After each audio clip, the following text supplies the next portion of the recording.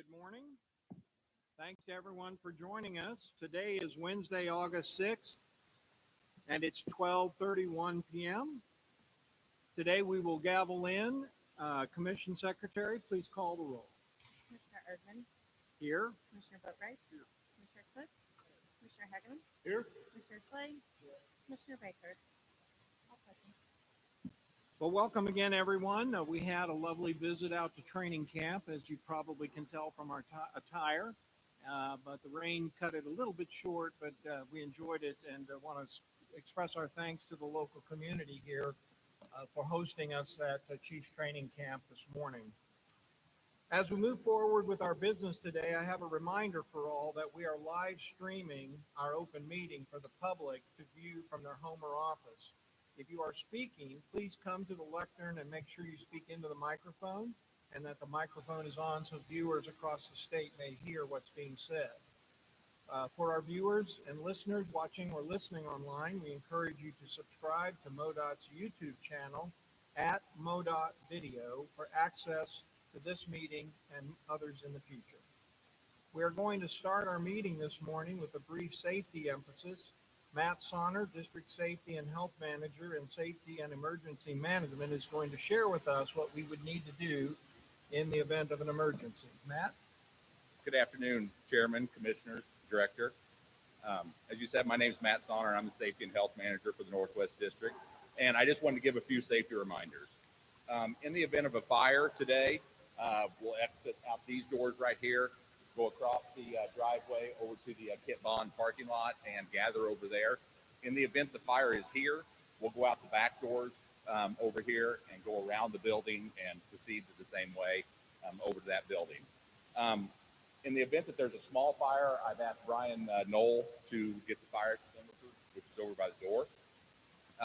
There is, as you know, you were at training camp, they pulled you in.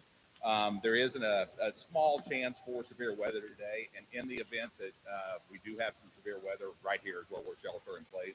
We'll just move to the center, away from all the equipment. If we do evacuate the room, I'd ask that you guys look over, who's sitting next to you.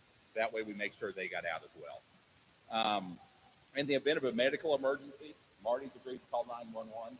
You practiced that over there, right? Okay, 911. Okay. To let them know that we're at 4141 Mitchell Avenue. Austin Hibbler has agreed to perform CPR, and Becky has agreed to assist. Cindy, our IS manager, has agreed to get the AD, which is right here in the podium.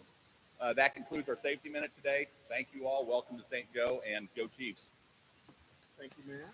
There you go. Next, I would like to recognize a few special guests who are joining us today. We want to extend our thanks to our two members of the Missouri General Assembly, Representative Josh Hurlbert and Representative Dean Van Schoy. Would you stand and be recognized?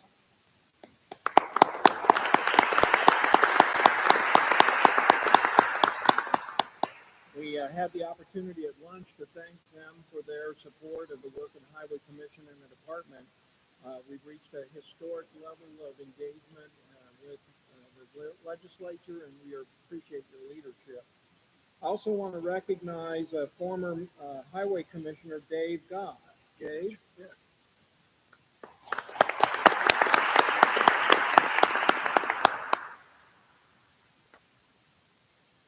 We're going to recognize another very special guest here in a moment, but I'll just recognize former Governor and Mike Parson and First Lady Teresa Parson have joined us today. Thank you for being here.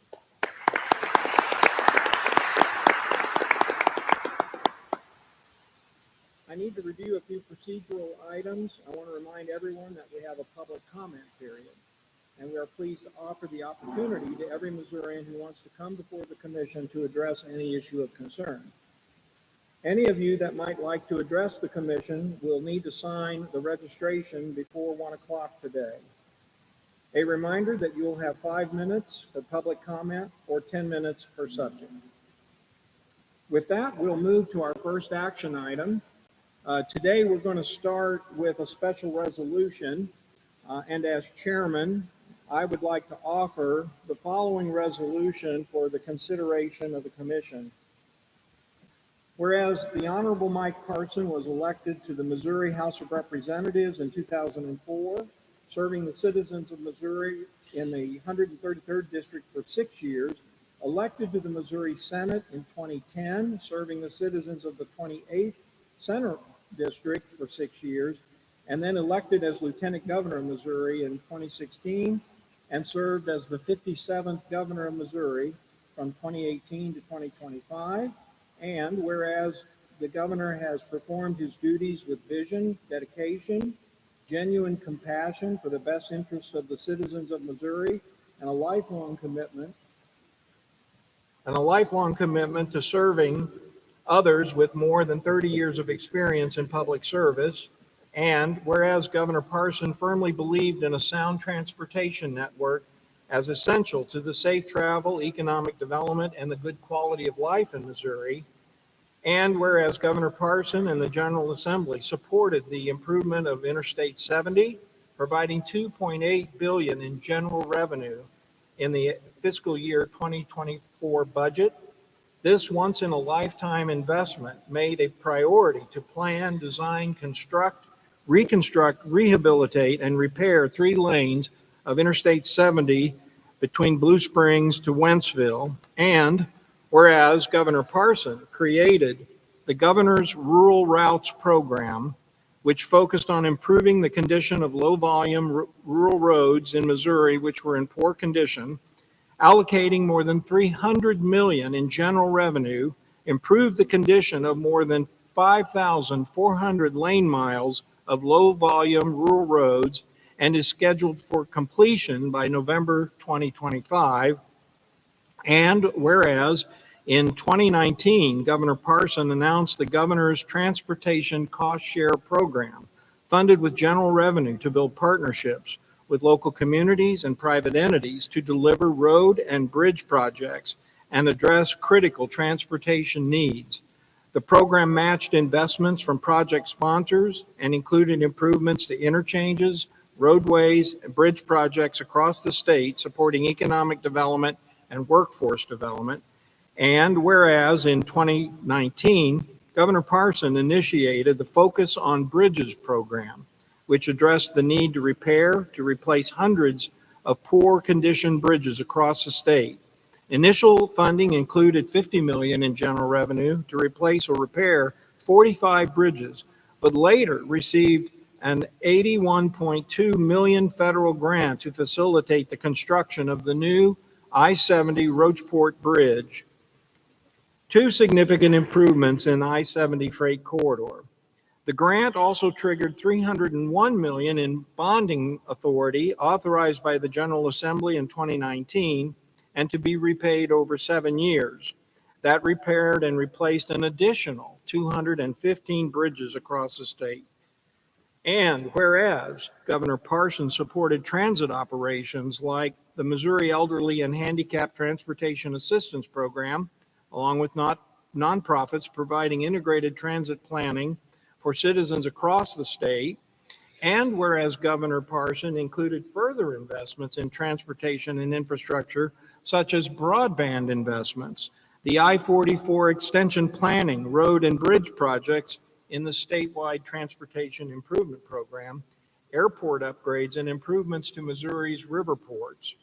And whereas Governor Parson performed his duty with extraordinary professionalism, integrity, dignity, and the desire for his actions to reflect the best interests of all Missourians, and whereas his expertise in the development of sound public policy, coupled with his humility in resolving complex civic challenges, gained his well-known and well-deserved recognition as a great public servant to the people of Missouri. Now, therefore, be it resolved by the Missouri Highways and Transportation Commission, we do hereby publicly express our appreciation and gratitude to Governor Parson for the work he performed on all the citizens of Missouri. I would move the adoption of the aforesaid resolution and seek a second. Second. It's been moved and seconded. Is there any discussion? I might start with Commissioner Baker. Would you like to say anything? Thank you, Mr. Chairman. I would obviously be very supportive of this. Governor Parsons' leadership and service to our state has been remarkable over his term, particularly his commitment to transportation and the impact it has not only today, but for many years to come. Whether it's the economic vitality that we enjoy here or just the simple quality of life, transportation really matters. And his commitment has really been very special. And I just convey my personal thanks for that, and as well as on behalf of the commission. Thank you, Commissioner Baker. Commissioner Slay? Sure. And I'd like to thank Governor Parson and his wife Teresa for their dedication and service to the state of Missouri for so many years. I had the pleasure of serving as mayor of St. Louis for a number of years while Governor Parson was in the governor's office. He being a Republican, I being a Democrat, representing a Democratic city. But he was a man of the people, all of St. Louis. He represented the entire state extremely well. He was, we became, I think, good friends, and I certainly appreciate his leadership, his dedication, and I want to thank you both for your continued public service and for coming here and joining us here today. Thank you so much for all your work. Hometown favorite, Commissioner Hegeman. Thank you, Mr. Chairman. It is a pleasure to have the Parsons up here to the great Northwest today. You know, I had the pleasure and the honor of working with the governor while I was in the legislature, and really came to appreciate the focus that he put on infrastructure needs in the state of Missouri and everything that he's done there, building things in the state of Missouri that's going to serve generations well into the future, making that kind of investment to make Missouri a better place, whether it's levees, whether it's water systems, whether it's sewer systems, or whether it's highway and transportation, roads and bridges. Governor really understood the necessity of these infrastructure needs. Thank you, Governor. You've done a fantastic job of serving us through the years, and really pleased that we have the opportunity to recognize those efforts. Thank you. I hope I can still consider you a friend, and I really appreciate your friendship too, Governor. Thank you. Thank you, Dan. Vice Chairman Boatwright. Thank you, Mr. Chairman. You know, to have and get to serve with a governor like Governor Parson, somebody that came into the role unexpectedly, somebody that came into the role and took it extremely serious. Him and Miss Teresa both worked tirelessly over the time that you were in the role, and the impact that you had on this state. I'm so blessed to have children at the age that they are that are going to get to enjoy the decisions that you made, the leadership that you brought, and the impact that you've had on this state. It's not too often that you have a leader that comes in and has a clear vision of what needs to be done. And from day one, workforce development and infrastructure were your key issues. And the day that you walked out the door, they were still your key issues. And you've moved the needle in this state more than anybody in the history of this state. And I can't thank you enough for your service and what you did for the state of Missouri. So thank you. Thank you, Vice Chairman Boatwright. Now I'd like to turn to the Dean of the Missouri Highway Commission, Greg Smith. Thank you, Mr. Chairman. Well, everything that's been said is so true, Governor and Teresa. And at a time when Missouri was hurting and you stepped up and got out of that tractor in Polk County, Missouri, and drove to Jeff City to become the 57th governor, thank you for doing it. We needed you so bad at that time.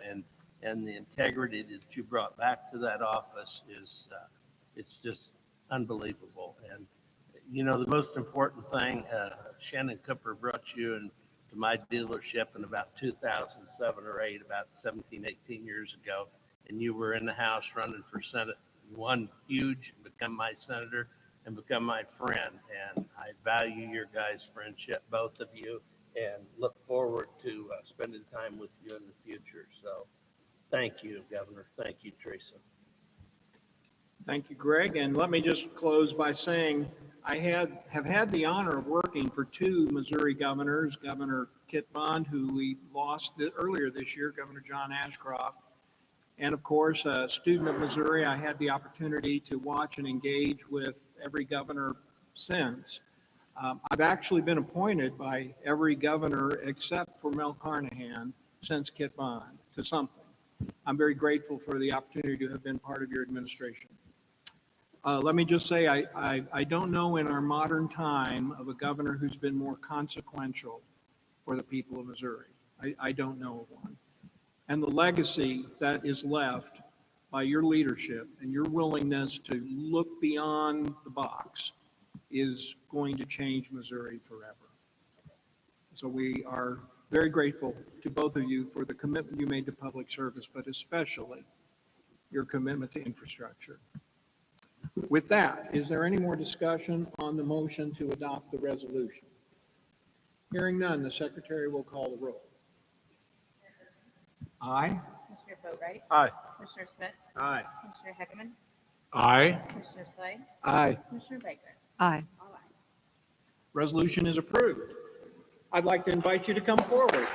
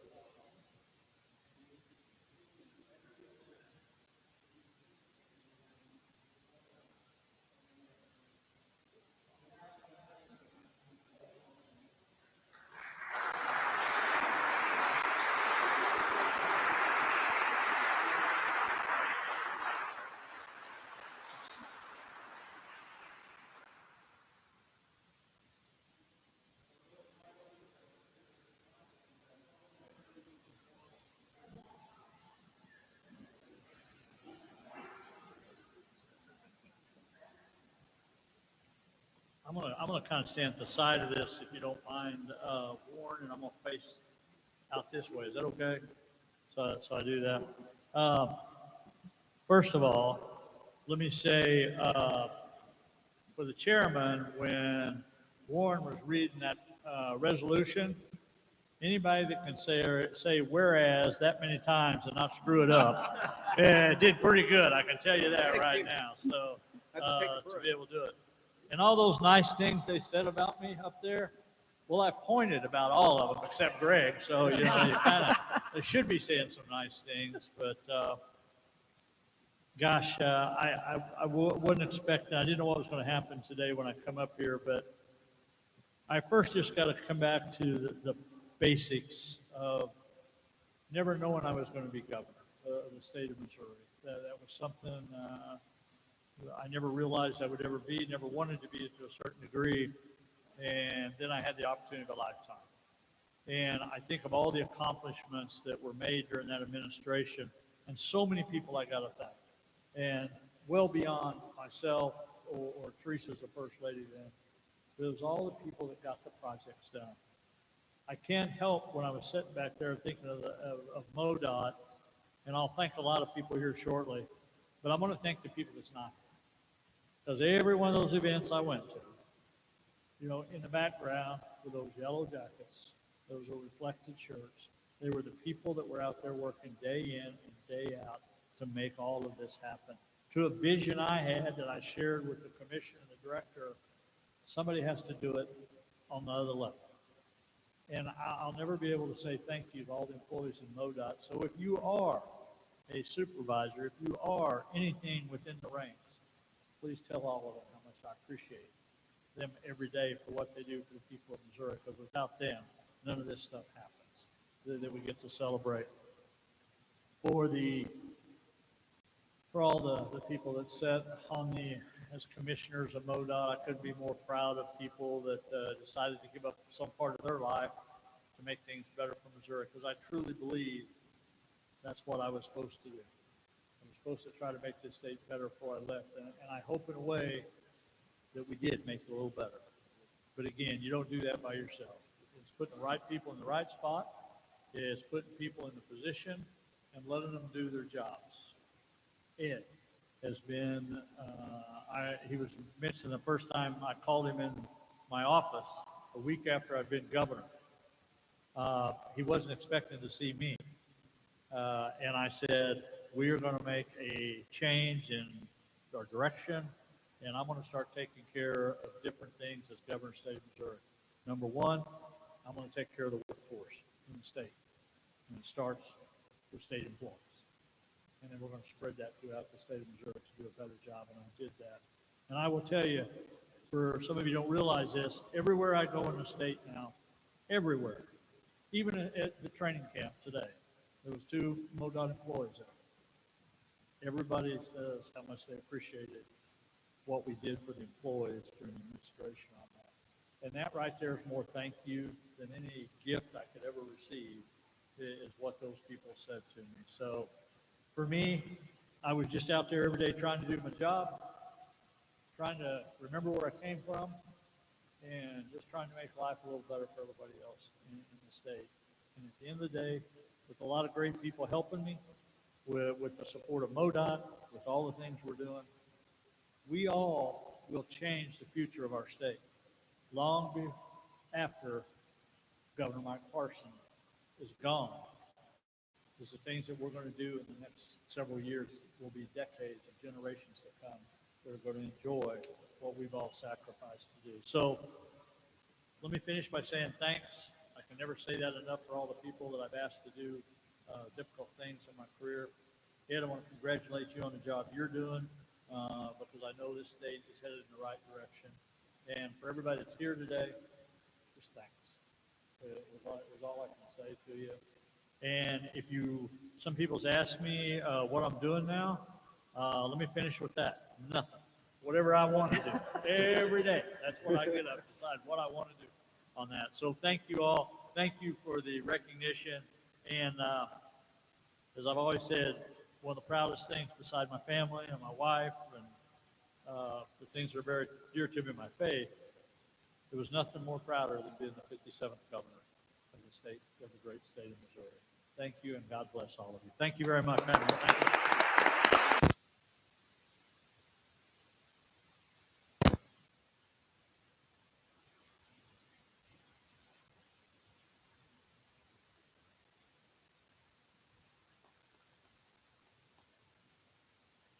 Well, thank you again, and we wish you nothing but the best and look forward to seeing you frequently. We'll now move to the main agenda of the commission meeting today, but let me first recognize a few guests who have arrived since we started. I'd like to ask Buchanan County Commissioner Ron Hook and St. Joseph Councilman Madison Davis to stand and be recognized.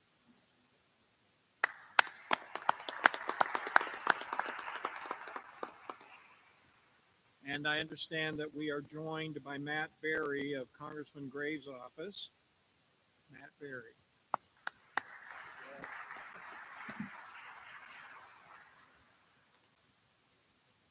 Okay, I think that does it for that. Next, I will review the extension process for the commission. There are commissioners that because of land ownership or business interests or lawyers who may represent clients and have other relationships who act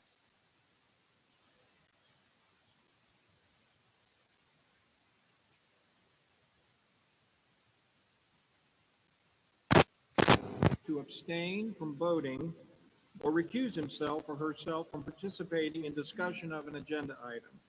If an agenda item is divisible by contract, call, project, or the like, a commissioner may specify that particular matter and then still vote on the remainder of the agenda item. This information is provided in advance to the commission secretary by letter in advance of the meeting. The commission secretary will duly indicate the abstention or recusal according to the minutes of the meeting. Madam Secretary, have the necessary letters been prepared? Thank you. The next will be an action item, consideration of the minutes from the regular meeting of July 19, 2025, and a special meeting on July 8 of 2025. I understand that we will lay these on the table for future consideration as additional detail is provided. The next is an action item, consideration of items on the consent agenda. Does anyone need to remove or reconsider any item for discussion later or to abstain on any matter in the consent agenda? Hearing none, do we have a motion and a second for approval of the consent agenda? So moved. Second. Been moved and seconded. All those in favor say aye. Aye. Any opposed? The ayes have it. The consent agenda is approved. Now we'll move into some non-action items, committee and board reports. The audit committee is represented by Commissioners Boatwright, Slay, Baker. Legislative is myself and Vice Chairman Boatwright. The Missouri Transportation Finance and Corporation Board of Directors includes Commissioner Smith, myself, and Commissioner Baker. And the Emperor's Retirement Board is represented by Commissioners Boatwright, myself, and Hegeman. And the Missouri Coalition for Roadway Safety is represented by Commissioner Boatwright. Commissioner Boatwright, Slay, and Baker do serve on the audit committee. Is there a report this month? There is no report this month. We have, the next audit committee meeting will be later this summer. Thank you very much. The legislative report will be given by the Vice Chairman. Thank you, Mr. Chairman. Well, our elected officials have been very busy, very, very busy. During the regular legislative session, 49 House and Senate bills were truly agreed and finally passed, in addition to the 16 budget bills. The governor's deadline to sign or veto legislation was July the 15th. Notably, the governor did not veto any bill passed by the General Assembly this year, except for budget bills which were line item vetoed. Unless otherwise specified, all bills will take effect on August the 28th. On June the 30th, the governor signed the fiscal year 2026 state budget totaling $50.8 billion. MoDOT's funding requests were included in the enacted budget. However, the General Assembly approved only approximately 7 to 9 months worth of appropriations. As a result, the department will need to request a supplemental appropriation early in the upcoming legislative session. On June the 14th, Governor Mike Kehoe signed Senate Bills 1, 3, and 4 into law following the special session he convened for disaster relief, property tax relief, economic development, business retention, and budget initiatives. During special session, the General Assembly passed 3 bills in 9 days. That's moving very fast speed. In accordance with the state constitution, the veto session is scheduled for September the 10th. Currently, we do not anticipate any activity other than what is statutorily required. The department is developing the proposed legislative agenda for the commission's consideration that will be shared and discussed during this report at the September commission meeting. On the federal side, each chamber of Congress is working on their version of the appropriations for transportation, housing, and urban development and related agencies that will need to be passed prior to October the 1st. Additionally, with federal reauthorization for surface transportation expiring in September 2026, the U.S. DOT Secretary Duffy opened a public comment period for considerations in the development of the next surface transportation authorizing legislation. Comments are due August the 20th, 2025. With that, Mr. Chairman, that concludes my report. Thank you, Commissioner Boatright. Any questions or comments on the report? Hearing none, Commissioner Smith serves as president of MPFC. Thank you, Mr. Chairman. There is no report this month. The next MPFC meeting is scheduled for October. Commissioner Boatright will give the answer.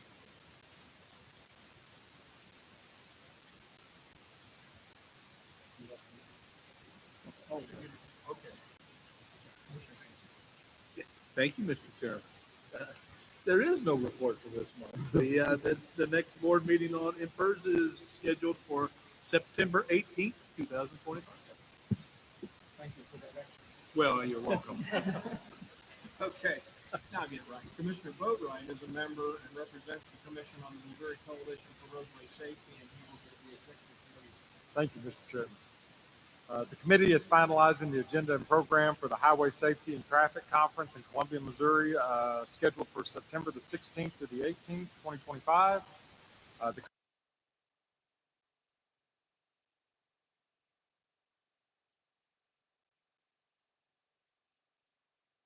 Highway and Safety Plan Show Me Zero. Traffic fatalities remain lower than this same time last year, although the margin is very narrow. To finish the year at a lower total than 2024, August and September will have to come in or at below last year's totals. To accomplish this, MoDOT, the regional coalitions on law enforcement, will need to step up visibility and awareness during the final 2 months of this summer. Through a cooperative effort with the Missouri Coalition for Roadway Safety, MoDOT has completed the first draft of Missouri's Strategic Highway Safety Plan, Show Me Zero. Preliminary graphic layout is underway as the draft is undergoing review. I will end my report with an update on traffic fatalities. As of Monday, July 28th, there have been 497 people killed in Missouri traffic crashes so far in 2025. Mr. Chairman, that concludes my report. Thank you. Always a sobering reminder of the importance of being safe when you operate a motor vehicle. The next is a non-action item, the report of the director. Ed?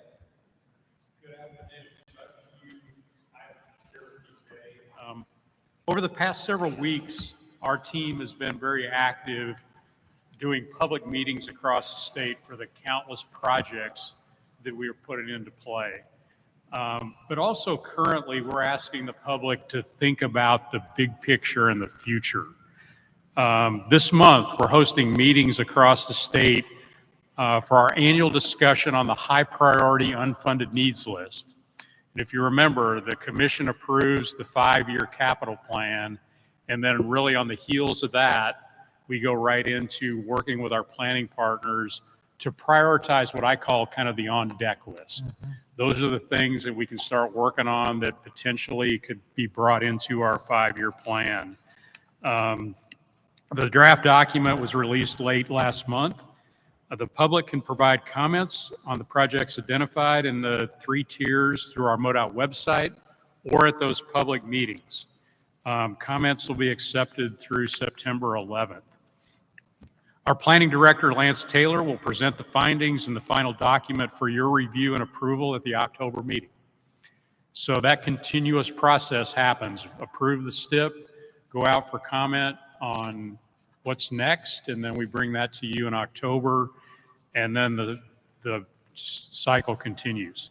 At this year's meeting, a little different thing that's going to happen is we're also at the same time looking at the process to update our long-range transportation plan and our state freight and rail plan. We want to be able to share an update on where we are with those 2 things, and those are really looking at what we need to be doing in Missouri for the next 25 years. And our freight and rail plan looks at the vision and goals and priorities for freight and passenger rail in the state. So some big foundational documents that look out farther than the 5-year horizon for our funded plan. All of our upcoming meetings across the state are on our website. And we encourage the public to come out and check those out and provide us that crucial feedback as we think about the long-range future of transportation in Missouri. Earlier this month, earlier last month, we had our Stand Up for Safety Day. At MoDOT, one of the focus areas that I've put forward is that we work safely and that the traffic public is safe. And we don't take that lightly. We're nearing our annual Day of Remembrance next month, where we pause to honor and remember our fellow team members who died in the line of service. And this is really a sobering reminder of how important this is and what our folks do every day when they put their life on the line. We take safety seriously, and so each summer we dedicate a day where we stand down the organization to stand up for safety. And that took place last month, and we challenge our folks to take a look at how they do their work, to make sure they're working as safely as we can, and that we're serving the traveling public and that they're safe while we're doing it. So we covered topics ranging from our pre-shifts planning meeting to updating our risk-based assessments, and then looking at human trafficking awareness across the state. Our leadership team got out and made a point to go to these events across the state and listen to what our team members are telling us about how we can put their safety front and foremost, because they're out there every day. If you sit in one of our work zones with our folks that do that job every day, it's a fairly sobering experience. The behavior of the public is not always the best. And so I appreciate the opportunity to not only share the dedication towards the concern for safety, but to hear the concerns and so we can address those with our employees moving forward. That was an across the board, every organization across the department, and we're working on that. Next, I wanted to share with you, when I saw this, I thought this is really impressive. So just down the road here in Kansas City, we're working on a resurfacing project on 470, multiple lane freeway, and the district, I'll give them credit, Mr. Gregg is back here, leader of our Kansas City district. They made the decision that they were going to try to do the work on the weekends, close the road, get our contractor in there and get things done and move quickly. And while they were doing that, we also moved our maintenance team into that closure to do all the things that needed to be done as it related to the things around the resurfacing. Mm-hmm. So I think this is just an impressive video that kind of shows that effort and what the force of what we do is and how we can get things done. So if you'll roll that video for everybody. This is on 470 down in Kansas City.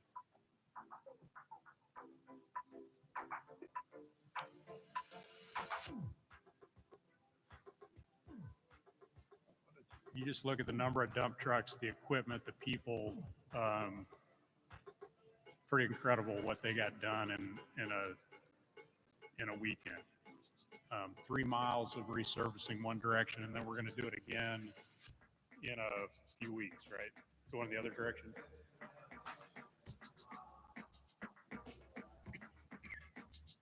But just look at the number of dump trucks that are loaded up with asphalt, and they worked around the clock day and night for the weekend. Is that from the triangle? East of the triangle. I call this a show of force, right? This is a show of force. It is. Yeah. So I just thought that would be interesting to see what we do and what our teams and our contractors do together to get things done. I want to end with a couple of announcements on staffing. So first of all, it's my pleasure today to introduce the next member of our senior management team. And I'd like to ask our Chief Administrative Officer, Lester Woods, to come up and do that. All right. Thank you, Director. Chairman Urban, Commission. I am pleased to announce today that we have selected, and she's on board with us today, Taylor Bruni as the new Communications Director here at MoDOT. She's been with MoDOT for about 8 years. You want to give her a hand clap right there? That's fine.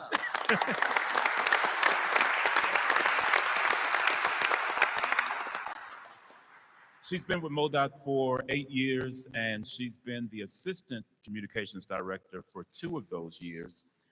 She's led multiple teams to improve customer service as well as communications, and she'll be stepping into that role, as you remember, after the retirement of our beloved Linda Horn. Taylor she's graduated from the University of Missouri Journalism School, and she actually holds a bachelor's degree in Spanish as well.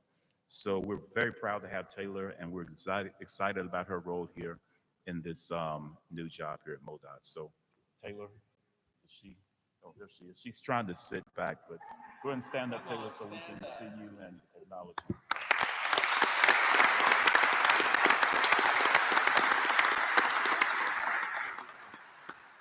Although she's the communications director, I don't think she wants to communicate today. So. So we're thrilled to have Taylor on board. She communicates for all of us a lot of the time. I was talking at the training camp this morning to the communications director from Mosaic, and we had a great conversation and talked about how a lot of times the communication director talks to the executive leadership and says, "Are you sure you really want to do that?" They're kind of like our conscience sometimes on our shoulder that makes sure that we are not tone deaf. So Taylor, we're thrilled to have you on board. I wanted to wrap up my report today with a little different kind of staffing announcement. This one is a little more bittersweet. I'd like to ask Todd Grosner to come up here to the podium because we're going to let him say something when I get done, if he wants to. Todd is our financial services director. You've seen him come up here to present the budget to you many years. But after 35 years with the department, he's stowing away the calculator and is going to do a well-deserved retirement. Todd has spent the past 6.5 years as our financial services director, but his experience across all the teams at MoDOT over his career has been nothing short of phenomenal in audits and maintenance, in design. I don't think you find another person in this country that knows more about federal aid. He is the person that knows more about that than I think anybody else. And it's been very valuable to MoDOT. In fact, he was responsible for creating the program back in the aftermath of the '93 flood that allowed us to bill the federal government for reimbursement that brought in over $100 million in the department's recovery effort. Wouldn't have happened without Todd's effort. He also crafted a line in the 2005 federal reauthorization bill that increased formula funds to Missouri by $50 million, and it became known as the Missouri Fix. And that still continues, and we reap the benefits of that to this day. So Todd has definitely left a mark on the department. We're all better for it, and we wish you the best in your retirement. Todd, congratulations. Thank you. Thank you.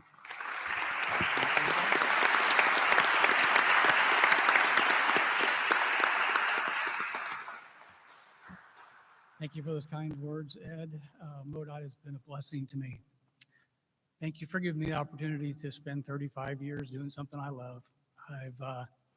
I've seen funding good, bad, ugly, and back to good again, and I'm thankful for that. So I think it's a good time for me to leave and do other things. So I'm excited about that. But thank you for the opportunity to learn and grow and lead at MoDOT. Thank you. So can we get a Sure, picture? thank you, Tom. We're going to take a picture of him.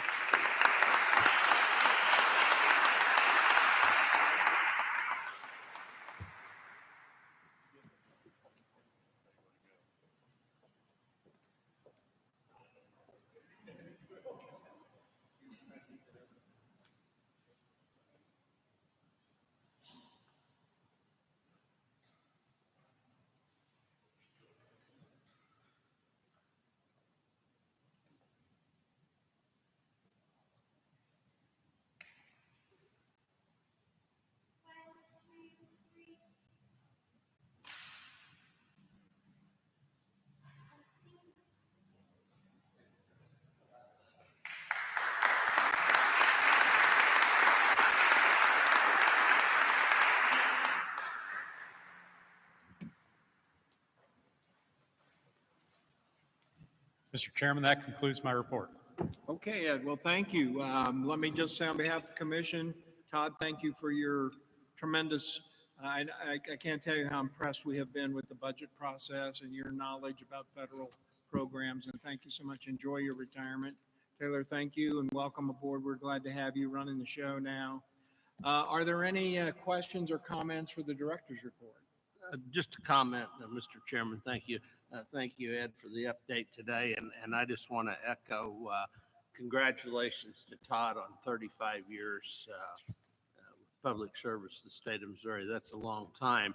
And the huge role that you've played in training many, many, many commissioners on how to help us trying to understand the way the money moves.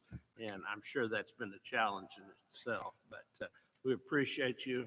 We're going to miss you. I'm going to miss you. If I ever have a question, you were always the guy to call, but I wish you a lot of luck and enjoy retirement, Todd.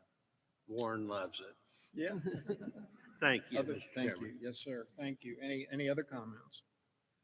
Well, again, thank you both, and we look forward to working with you, Taylor, and congratulations, Todd. Next, I understand Dr. Elizabeth Kennedy, president of Missouri Western University, is here today to give welcome, and thank you for having us in your wonderful facility.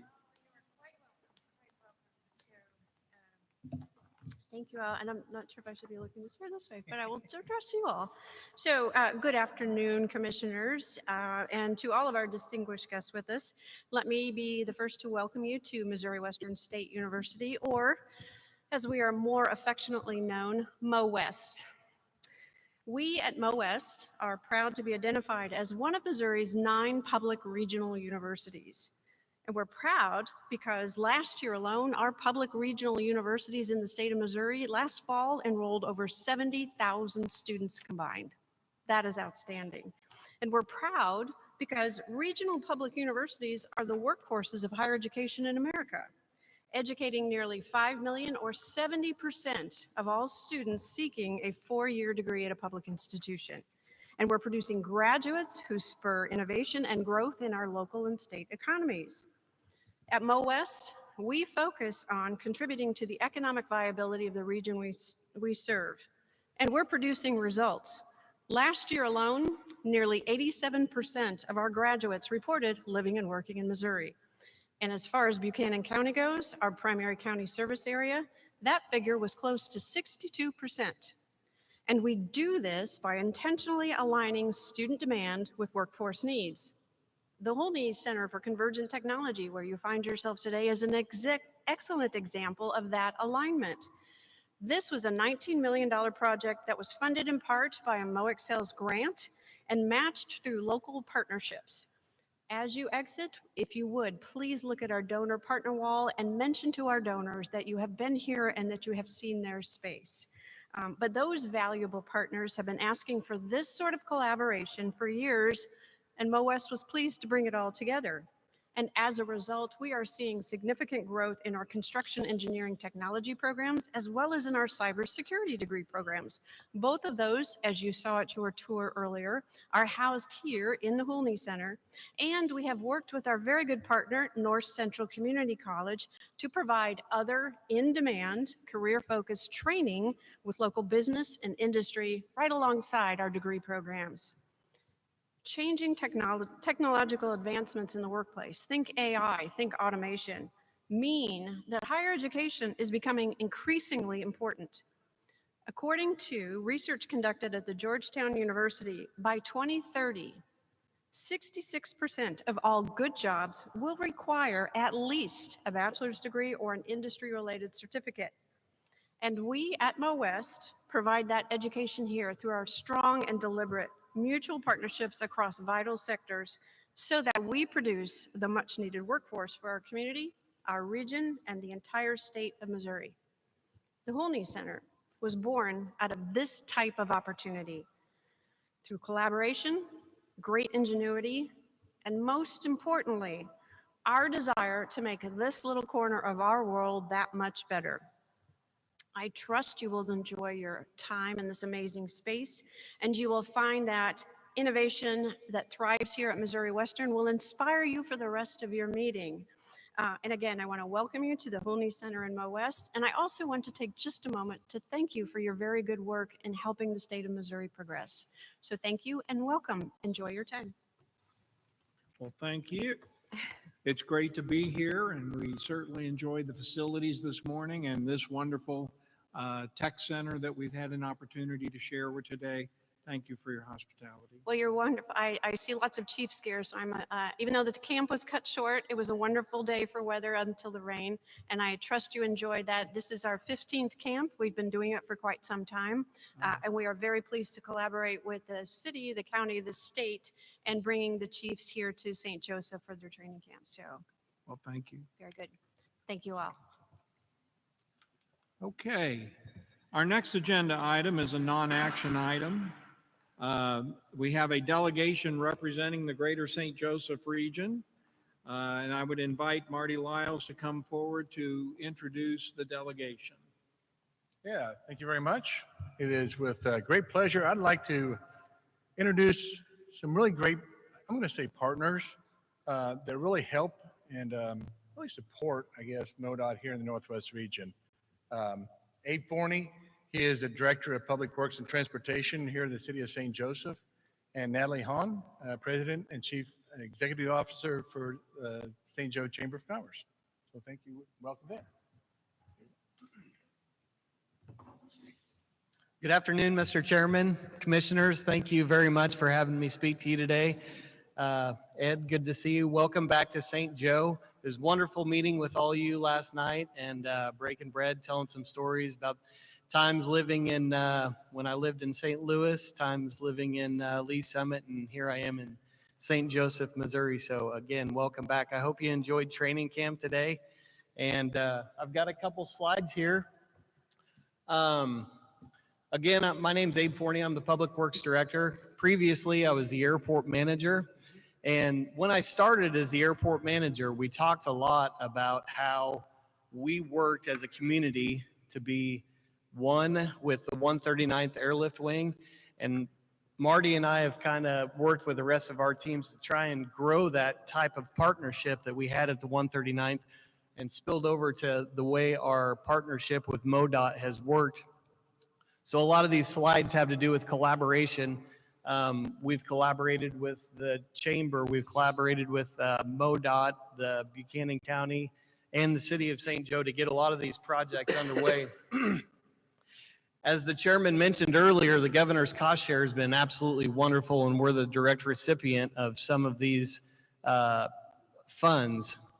So one of these projects is the Route AC Bridge. When it gets underway, we will have to do some work to the Pickett Road, which is a direct feeder for Altec. Altec is one of our biggest industries in town, and along that Riverside Road just south of Pickett is some other industries. And while that Route AC Bridge is getting done here in the next couple years, we have the Pickett Road that we're going to widen here at the beginning of this year. So again, while Route AC Bridge is getting constructed, we're going to have access for all of those industries. And the governor's cost share has been great for us to get that project underway and give those industries some direct routes to work every day. The MPO, Metropolitan Planning Organization, is one of our organizations that we here have in St. Joe, much similar to the Mid-American Regional Council, but we have the MPO.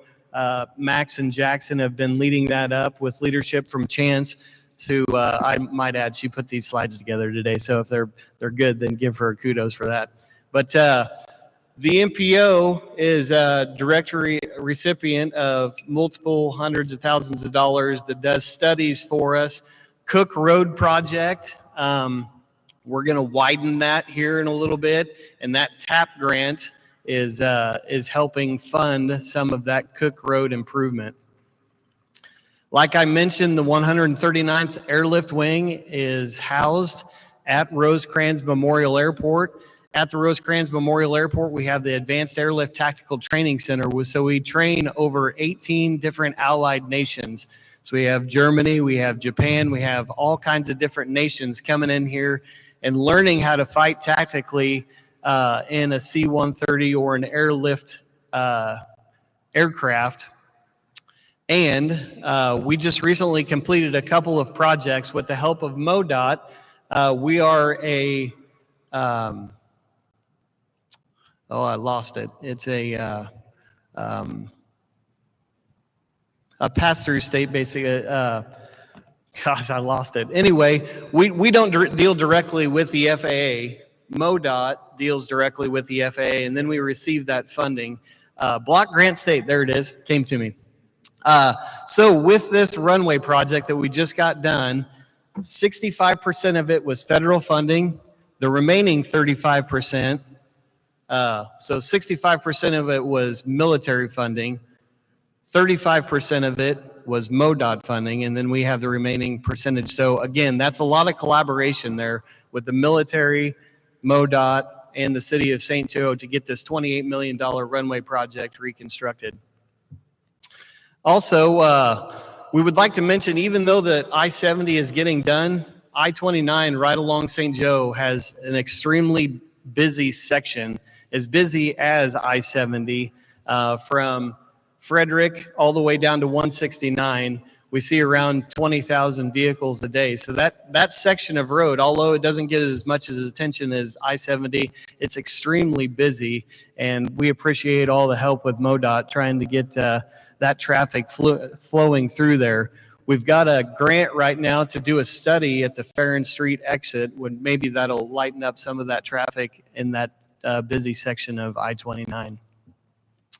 The Genefield Bridge replacement project is slated for 2027, and much like the Cook Road project, we've worked with MoDOT to try and highlight St. Joe and do some aesthetic enhancement on the Cook Road Bridge, and we're going to try and do that with the Genefield Bridge as well.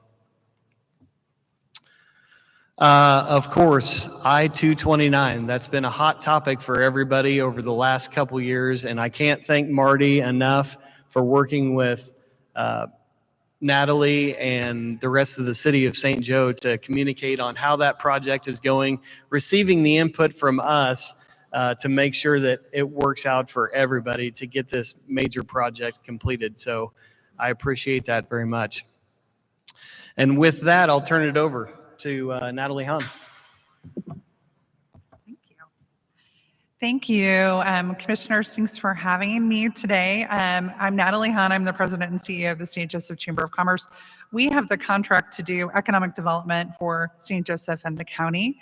And so we have private investors as well as public funding to do that. We also are the executive director for the port here at the Port Authority. So a little bit about St. Joseph. I know I got to meet some of you last night, but I want to make sure you have a flavor for our community.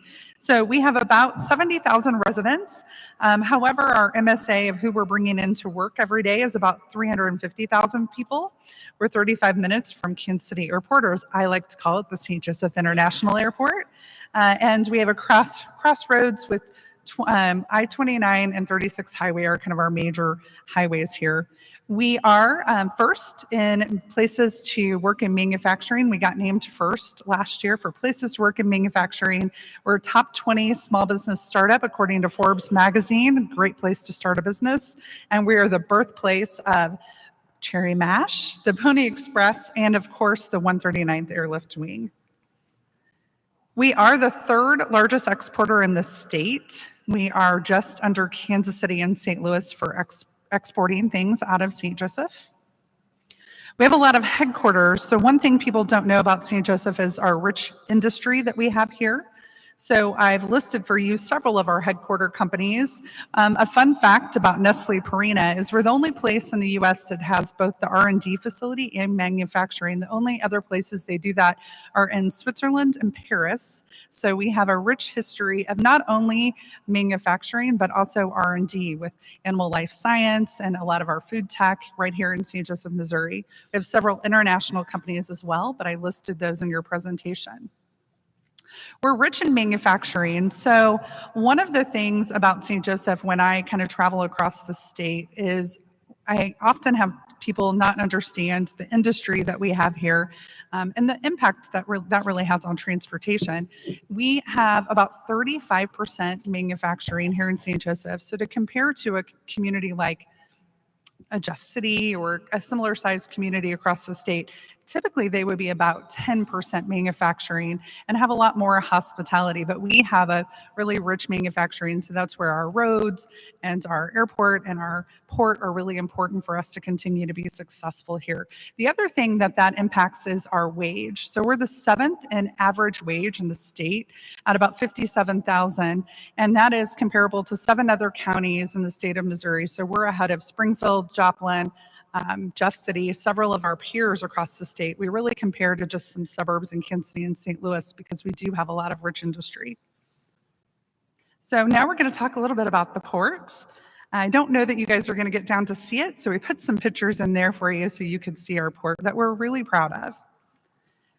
So we definitely want to thank MoDOT for the capital funding to the St. Joseph Port facility. We would truly not be able to do what we do now without your support, and we really thank you.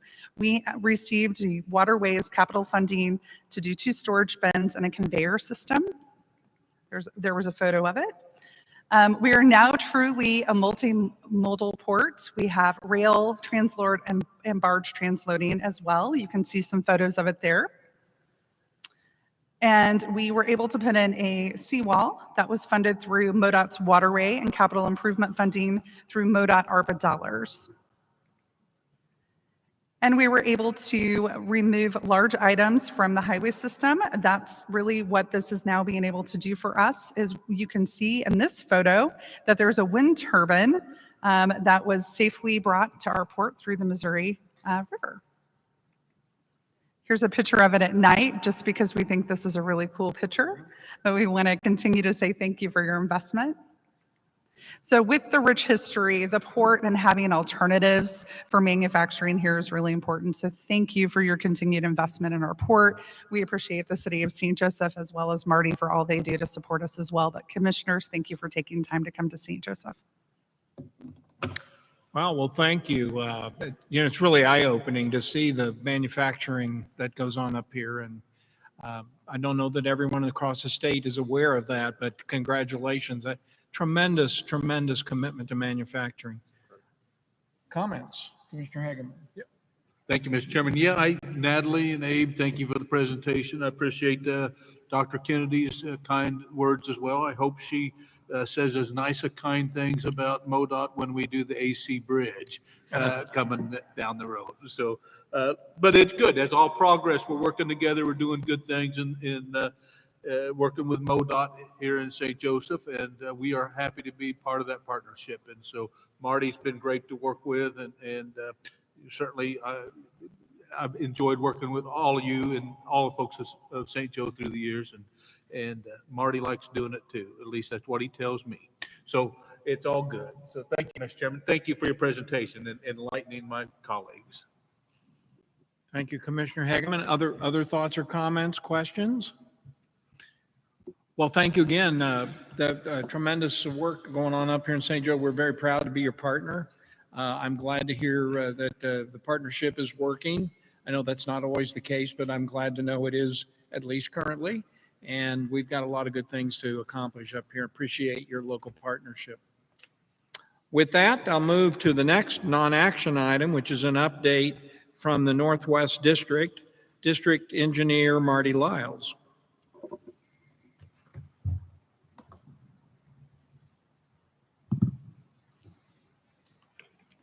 Chairman, commissioners, make sure I get this mic right. Director, welcome, good afternoon, and welcome to the Northwest, or should I say the Great Northwest, right? There you go. And, thank you, I guess, for giving me the opportunity, just a chance to talk a little bit about, I'm going to say the great things are kind of happening here in kind of the Northwest region of the state. So, first off, you probably know that, the Northwest District, we're comprised of about 20 counties here in the Northwest region. For the most part, we're a rural farming community, large emphasis on agriculture, but we still have some larger cities like City of St. Joseph, Maryville, Chillicothe, Cameron and Bethany. But we also have our challenges. You've probably heard this before. The aggregate up here is fairly poor. So that has a lot of our quality issues, but a lot of freeze-thaw cycles that we also have. So that's a challenge with us because that actually drastically reduces a lot of the life cycles of our roads and bridges. So unfortunately for us, a lot of our STIP, a lot of our maintenance money has to go to just taking care of the system. A lot of our assets of just roads and highway construction and bridges and stuff like that.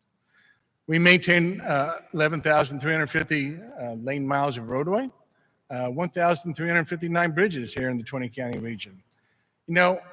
Along with that, we also have what we call, we maintain and oversee about 3,200 off-system bridges. That's the off-system bridges. That's the city and county bridges that we actually help go out and inspect at least every other year on that. And in fact, those 3,200 bridges, that's more off-system bridges than any other district has. And we do that with 470 employees. 295 of those employees are in maintenance. So to kind of put that into perspective, that would be like each maintenance employee has to maintain about 20 centerline miles of roadway and about 4 bridges just by themselves. So, and we do that here in the 20 county region. We have about 262,000 as far as the total population. And one of the things we have is the planning partners here. We have 4 planning partners here in the Northwest region. And I'm pleased. I really appreciate all the help and support that we get from them. They give us and guide us a lot on the transportation priorities and the needs that we have here. The planning partners are the Northwest Missouri Regional Council of Governments, MOCAN, Green Hills Regional Planning Commission, and the St. Joe Area Transportation Study Organization, also called the MPO. And I can't help but show, I don't know if I can have enough appreciation to tell my appreciation of all the work and support that we have had from our legislatures, Governor Parsons, and continued support of Governor Mike Kehoe for the general revenue that we have received on improving our low-volume roads, not only in the Northwest region, but the entire state. But in the Northwest region, we have received, as of this fiscal year, we will have received $117.5 million just to make improvements to the low volume roads here in this district. That'll allow us by December of 2026 to make improvements to over 2,200 lane miles of roadways.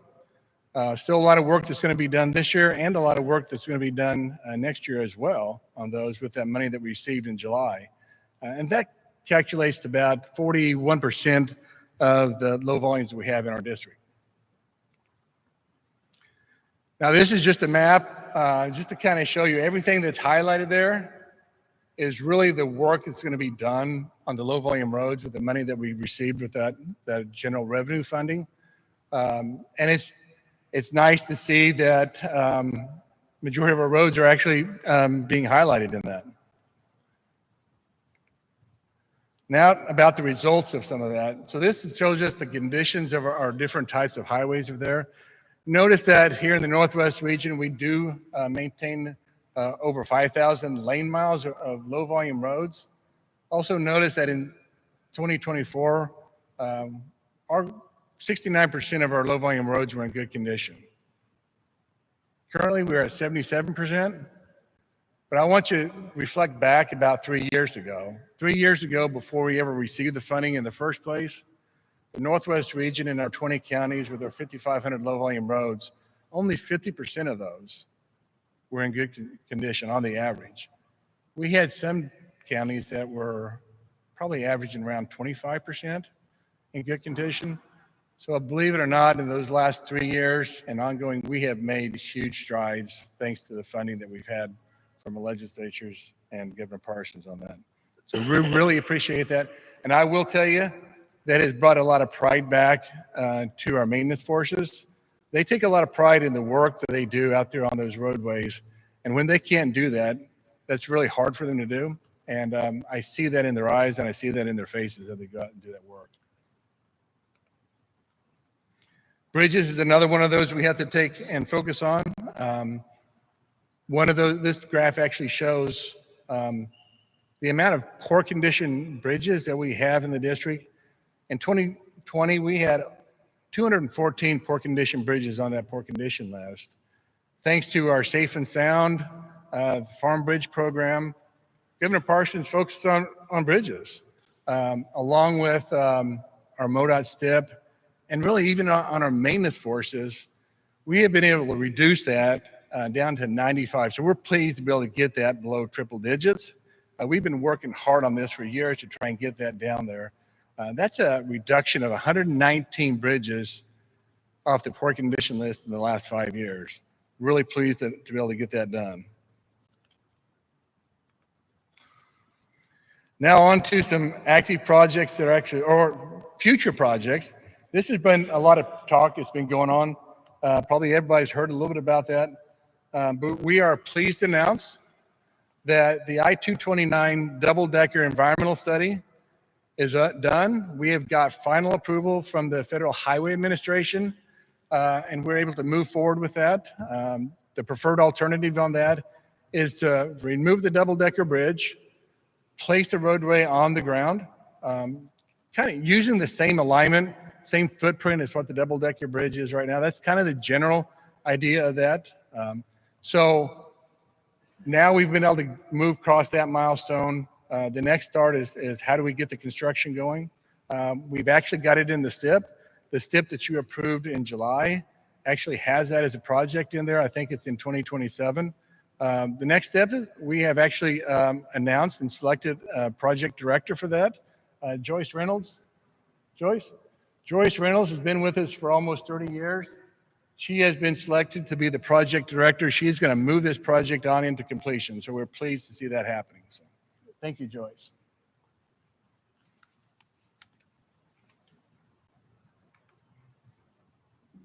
Now under some construction, some projects, just to highlight some of the things that we actually got going on here in the Northwest District. The Northwest Bridge Bundle is a design bridge build bundle. The idea of that is to rehabilitate 31 bridges in 9 counties on our eastern side. Currently, the contractor has completed 14 of those bridges. The rest of those bridges will be completed by December of 2026. The cost of that project is around $30 million. Another active project that's going on is the US Route 59 Alabama intersection improvement right here in St. Joseph.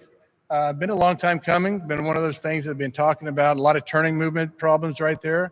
This project aims to improve the turning movements there onto and off of US Route 59. Also reduce some congestion with, well, I'm going to say the at-grade railroad crossing with Route U, and also upgrade the sidewalks in that area as well. Project is under contract right now and under construction, and plans to be completed next year with a cost of $9.2 million. And then we have the Clinton I-35 project. Is south of Cameron on I-35. Both lanes of northbound and southbound I-29 was in terrible shape. It has fallen apart. We needed to go in there and rehabilitate that concrete. It's an 8.5-mile section, currently under construction. The project aims to remove the existing concrete and replace it with a concrete unbonded overlay. And the plans is to have that completed next year as well. The cost of that is a $42.2 million project on that.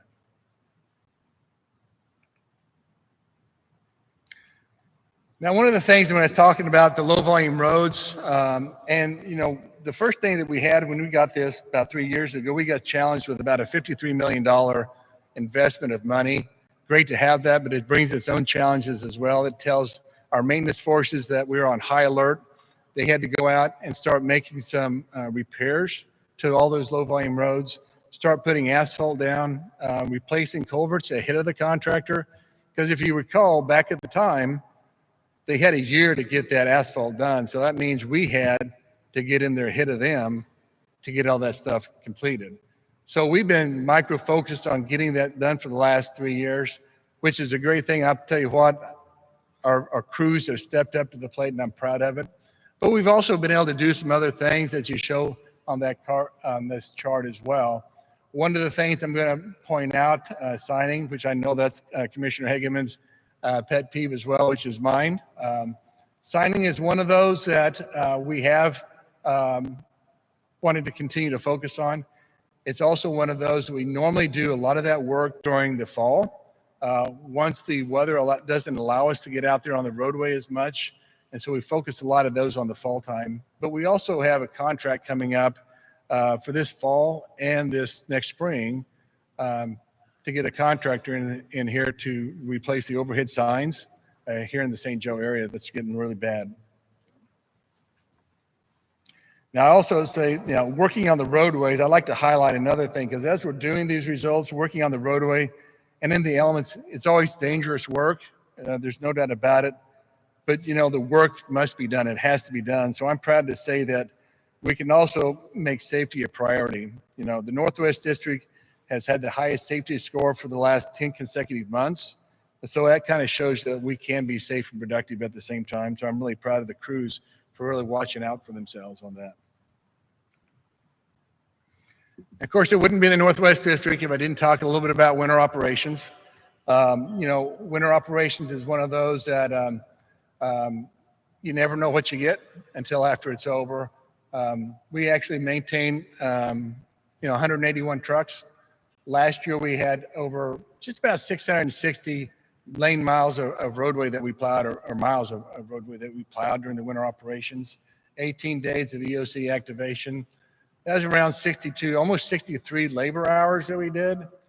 And like I say, every year brings its own challenges. Last year was no exception to that. Last year we had an event that actually brought over 20 inches of snow event here in the Northwest region. It came extremely fast. It created whiteout conditions. Actually, our trucks at times couldn't keep up. Actually, unfortunately, we had to close the Interstate 29 north of St. Joe for a short amount of time overnight while we were trying to get those that cleaned up. But it's one again, the next day the sun did come up, the snow did stop. Our crews was able to get back out there and get that open back up in a short amount of time.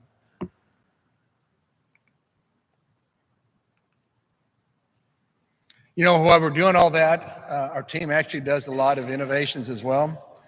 One of the things that this last Innovations Challenge, we had 9 teams that was selected to go to the statewide Innovations Challenge there in Columbia.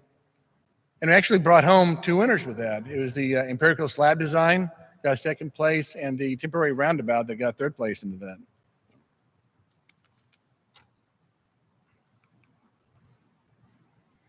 Our Northwest District employees, they're always working with the communities to provide excellent customer service.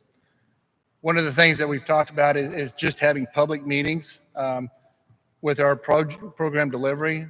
They reach out prior to the letting of those projects while they're in the design phase, and talk with the public in those vicinities, and just try to get a better understanding of really good feedback that we can have to make that project even better.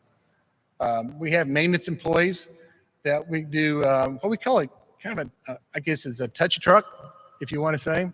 That's really where they take these our big yellow trucks out there to the schools and let the kids climb on the big yellow trucks and touch it, and really gives us an opportunity to connect with the community, but also kind of showcase what MoDOT does.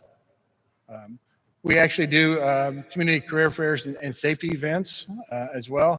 One in particular was at the Hosea Elementary Traffic Garden event here in St. Joseph.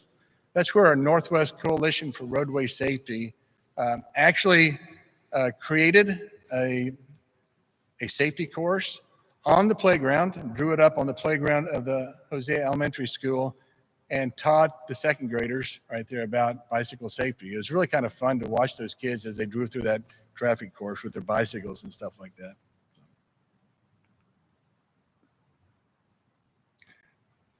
Here in the Northwest District, we're authorized 470 full-time employees.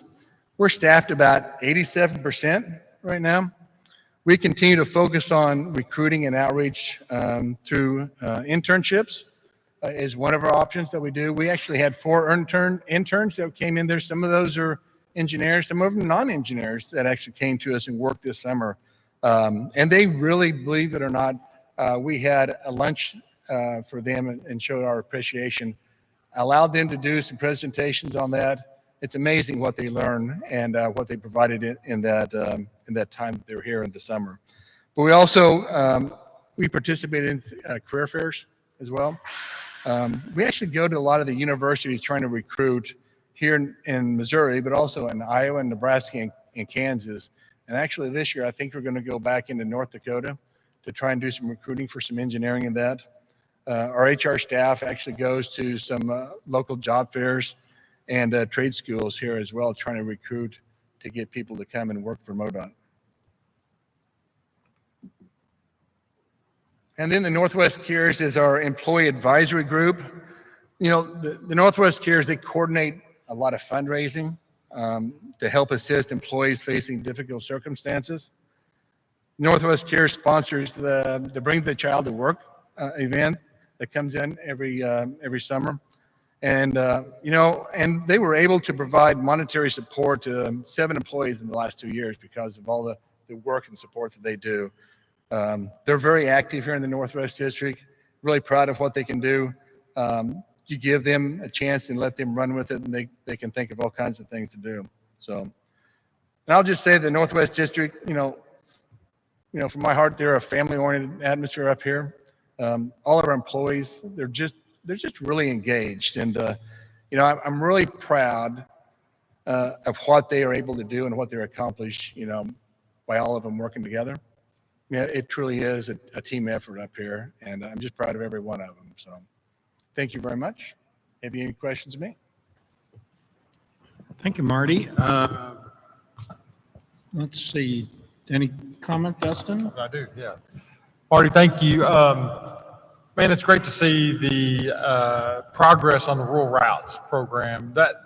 And just to take an opportunity again to thank our legislators in the room. Such a huge investment for the state. That $300 million has been spread all over the state. In Northwest, you know, we were way behind the 8 ball on the work that needed to be done, and getting to see that you've been able to touch 41% of that is a big deal in the Northwest District. You know, these low volume roads, they may not have the traffic volumes that we have in other places in Missouri, but they are truly the backbone of our transportation system. Those are the farm to market roads that we in the rural community depend on. And it's really great to see the progress that we've made on that. Also, the bridge bundle work, incredible. And I would like to take the opportunity, you know, we've got a representative from Congressman Graves' office in the room. You know, I don't know how many times we've heard grants come up today. You know, the chairman of T&I is from the state of Missouri. Those grants that come to the state, that frees up dollars to where we can take care of our asset management in the state. Huge deal for that federal funding that he's bringing back to Missouri. So with all of that, you know, whether it's in the Northwest, whether it's anywhere else in the state, we are making big progress on taking care of our system. So it's great to see the work that you and your team are doing. The hiring numbers look a lot better than they did a few years ago. Absolutely. I'm glad that you highlighted the work ahead of that low volume work too, because sometimes that gets forgotten. That puts a tremendous burden on you on the operations side to come in and prep those roadways to where we're not 2 or 3 years later having to cut roads, put pipes in. We do all of that up front. We make sure that that roadway is ready for asphalt when it comes. And so I know you've had a tremendous amount of work put on your plate. You and your team, phenomenal. Thank you. Thank you. Thank you. Dan, you have anybody? I just Yeah, want to Francis? just add on and say thank you so much for the presentation. Obviously, first of all, it was well done. And the work you're doing here is obviously very impactful, the work of you and your team. And I just want to thank you for your leadership, for your commitment to the community and the work that you do for MoDOT. Very, very impressive. Thank you. Thank you. Dan? Yeah, thank you, Mr. Chairman. Yeah, I too want to just thank you for your willingness to work with us all and what you're able to do up here, with limited, still limited resources.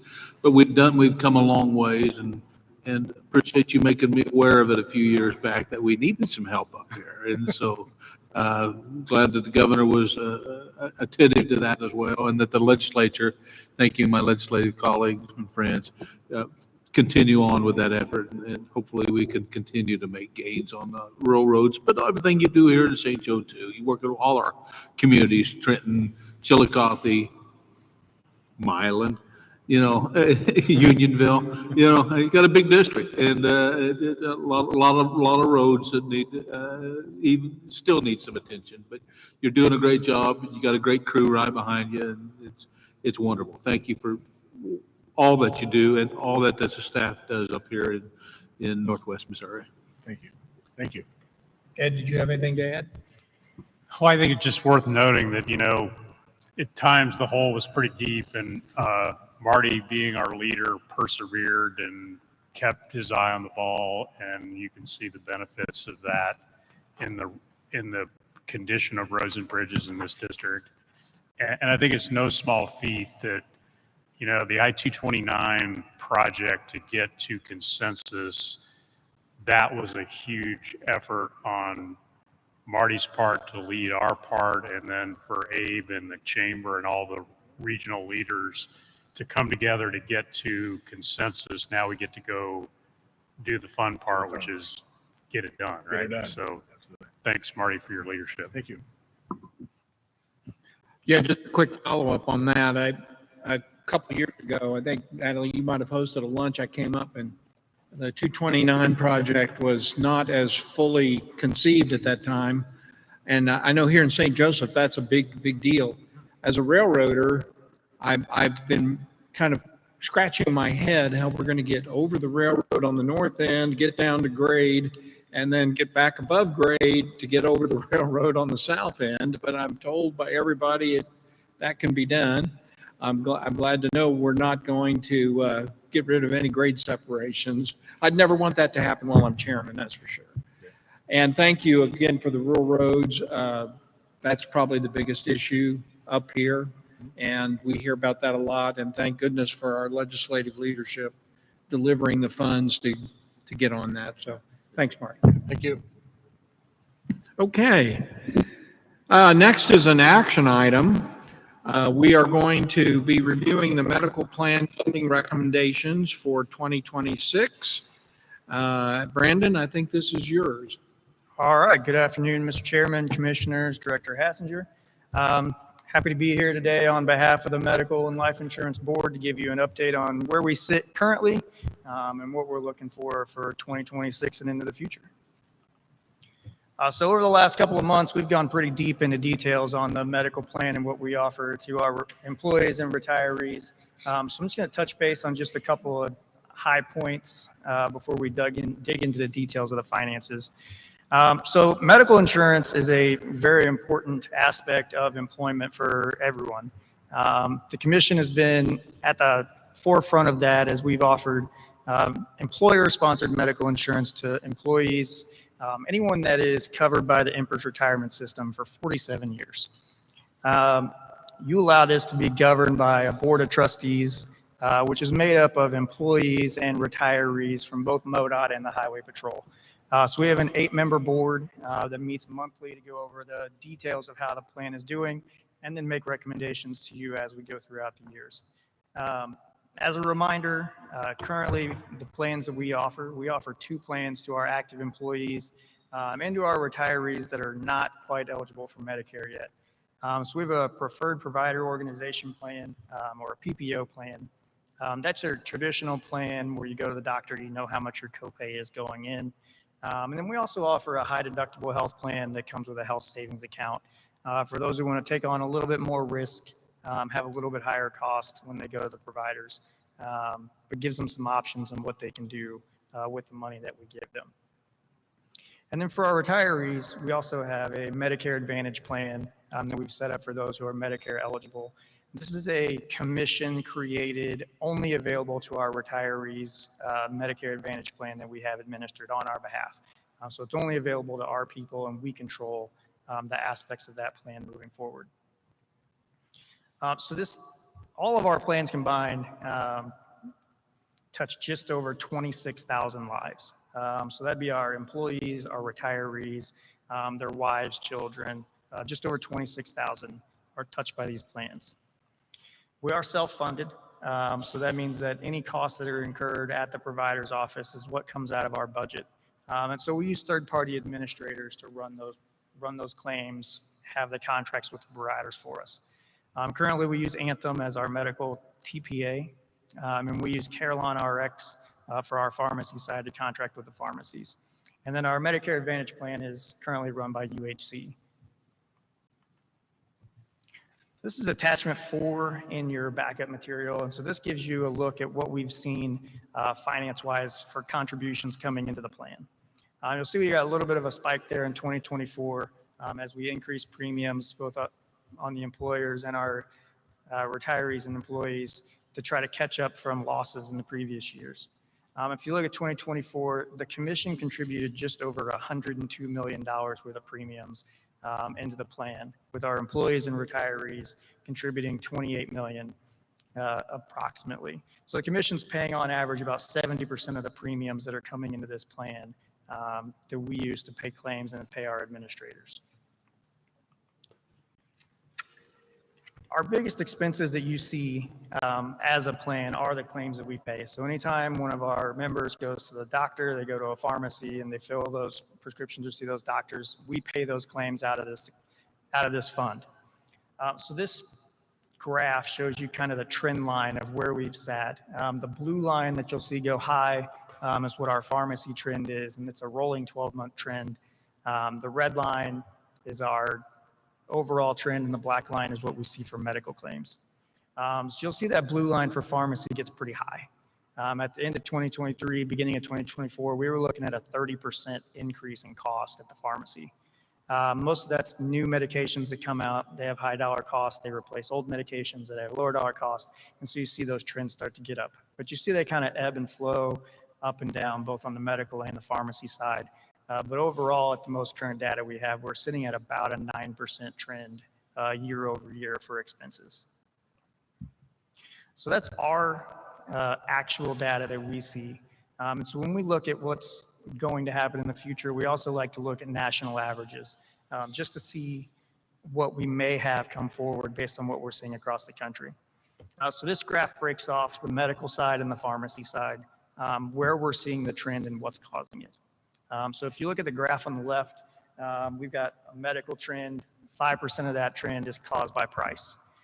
So we contract with third-party administrators, so they control that price. This is the price that, in our case, Anthem has agreed to reimburse the providers when one of our members goes to the doctor's office. So when you hear that the hospital associations or a hospital system is arguing with a health insurance provider, this is what they're arguing for, is an increase in that figure right there. On average, across the country, you see about a 5% trend year over year. And then there's a utilization increase. Coming out of COVID, people realized that they were not catching things as early as they should have. There's an increase in providers available across the country now. And so we're seeing more people go to the doctor on a more frequent basis. So we're seeing a 2.5% increase there just from increased utilization. So on the medical side, nationally, you're seeing about a 7.5% trend year over year in cost. And then prescription is a little bit different in how it's broken apart. And you'll see some of its unit costs. The unit cost increase on the pharmacy side is much lower than on the medical side. But the big chunk there is drug mix. And so what that is when a new prescription comes out, it's more expensive, it's harder to get, and there's more demand. And it replaces something that's less expensive, so you see that increase in cost driving that up. Overall, for prescriptions year over year, nationally, we're seeing 12.5% increase on average. So if you're looking at 7.5 and 12.5, that's a severe increase on the number one cost driver for us in our plan. And so what that does is that weakens our financial stability, or what we call kind of our rainy day fund. So this is our statement of net position. And this is the money that we have to kind of guides the health of the plan and our ability to pay in case of extreme cases, high dollar cost, and to try to keep the percentages that we ask for in increases down on an annual basis. Traditionally, you want to keep a rainy day fund of about 10% of your annual claims, and we're trending down in that direction, as you can see by the graph. So when you take all of that, we put that into this chart so that we can judge what we're going to look at for next year. So we looked at our data versus annual or national data, and we put that all into this chart with the help of an actuary to see for 2026 what we could be looking at. So we took our current medical costs and our current pharmacy costs. We put in the projection of what we believe the increase will be between 2025 and 2026. And then we add in all of our extra expenses like administration into that to come up with an overall figure and compare that to what our current contribution is per member that we have in the plan.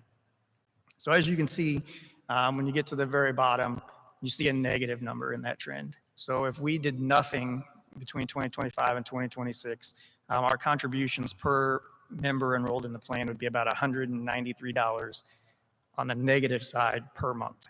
If you add that by the 8,500 subscribers that we have in 12 months, there'll be a shortfall of contributions of about $19.7 million in 2026 if we kept everything where we have it today.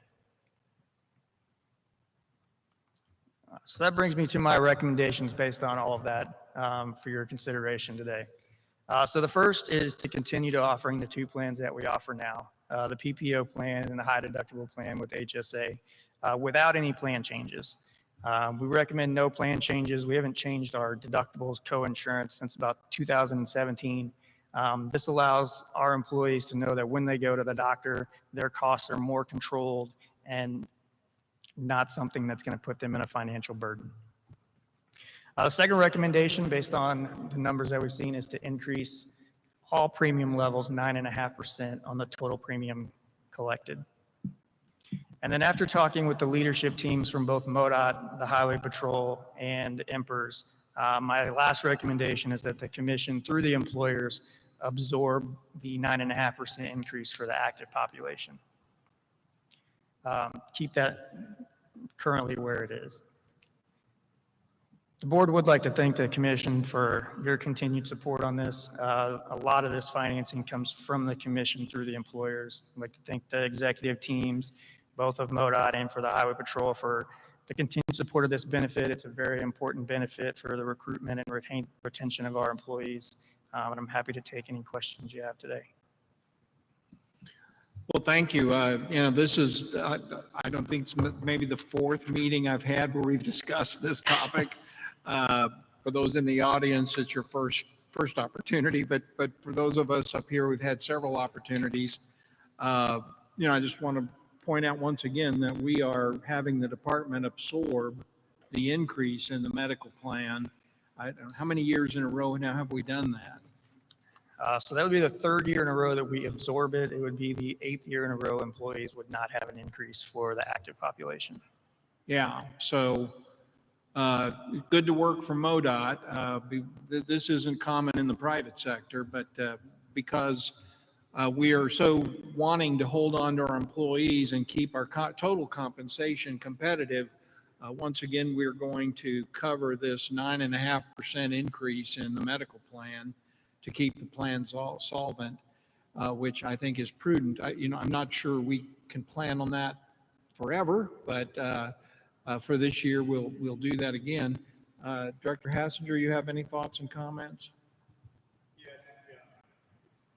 Unprecedented, really. It's 9 years in a row that the employees have experienced no increase in their health care with the same plan.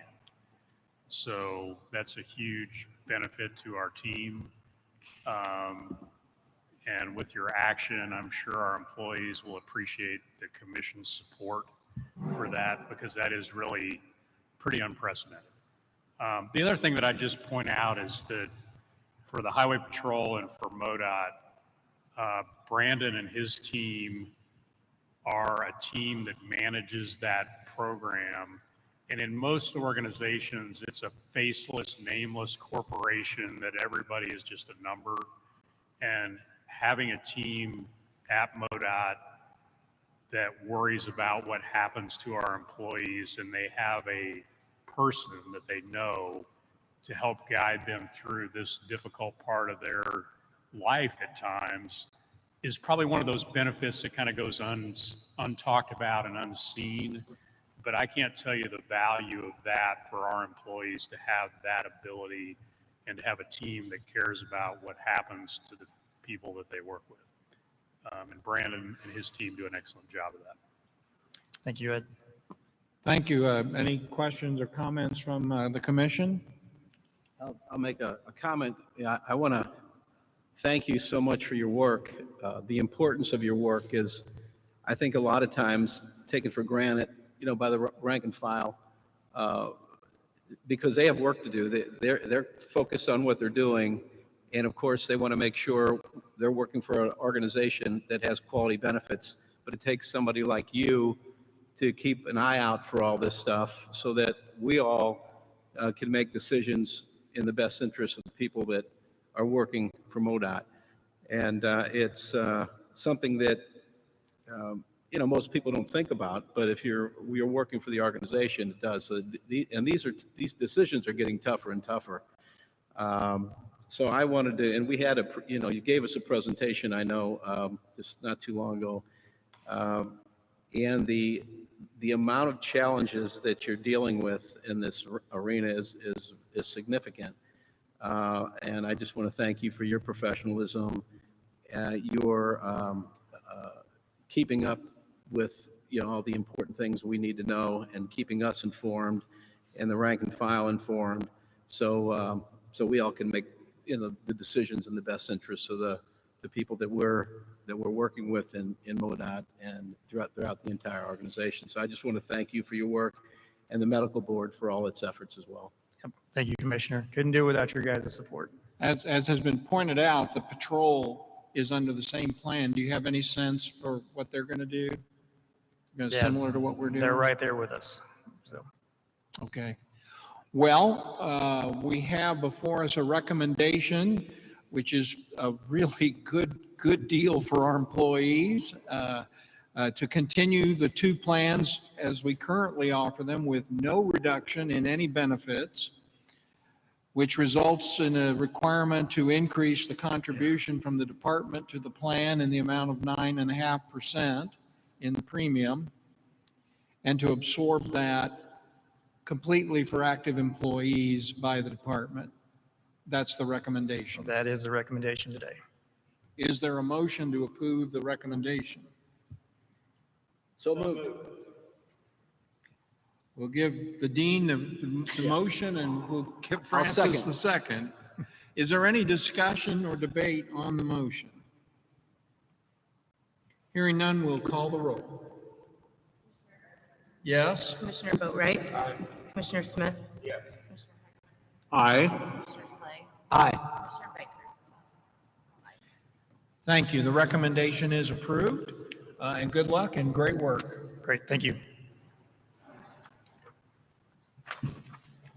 Next is an action item where we will consider the proposed fiscal year 2027 appropriations submittal and fiscal year 2026 supplemental appropriations submission. Brenda Morris will make the presentation. Brenda? Good afternoon, Chairman, Commissioners, Director Hassinger. Today, I'm seeking your approval of the department's fiscal year 2027 appropriations submittal and the fiscal year 2026 supplemental submittal. For the fiscal year 2027 submittal, we have appropriation in the department's House bill, which is House Bill 4, as well as items in the capital improvements reappropriations House Bill 17, and the American Rescue Plan Act House Bill 20. The total of the department's items in these three House bills is $8.9 billion. This appropriation submittal is $231.1 million, more than the fiscal year 2026 truly agreed and finally passed budget prior to excluding items vetoed and restricted by the governor, but excluding the federal road fund appropriations. We also have a supplemental request totaling $642.7 million to restore funding in the state road fund appropriations. We'll talk about that in a little more detail in a couple slides. The presentation today will focus on those items that are significant increases. This budget timeline provides an overview of where we are in the process. The current step is highlighted in red. The process of compiling this appropriation request started back in March, shown on the left. That's when financial services started receiving input from districts and divisions on items they needed to be included as part of this request. We are required by law to submit our request to the state budget director by October 1. These are the items financial services and myself will follow through the legislative process. Once the legislature approves the appropriations, we will come back to you for your final approval of the budget prior to the start of the fiscal year.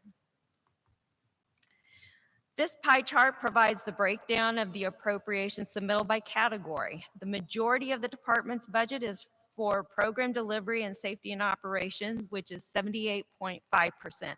That is the blue and orange wedges, so the majority of the budget. That purple wedge is refunds and transfers, which makes up 12.4%, which are mainly needed for accounting purposes to move monies between funds.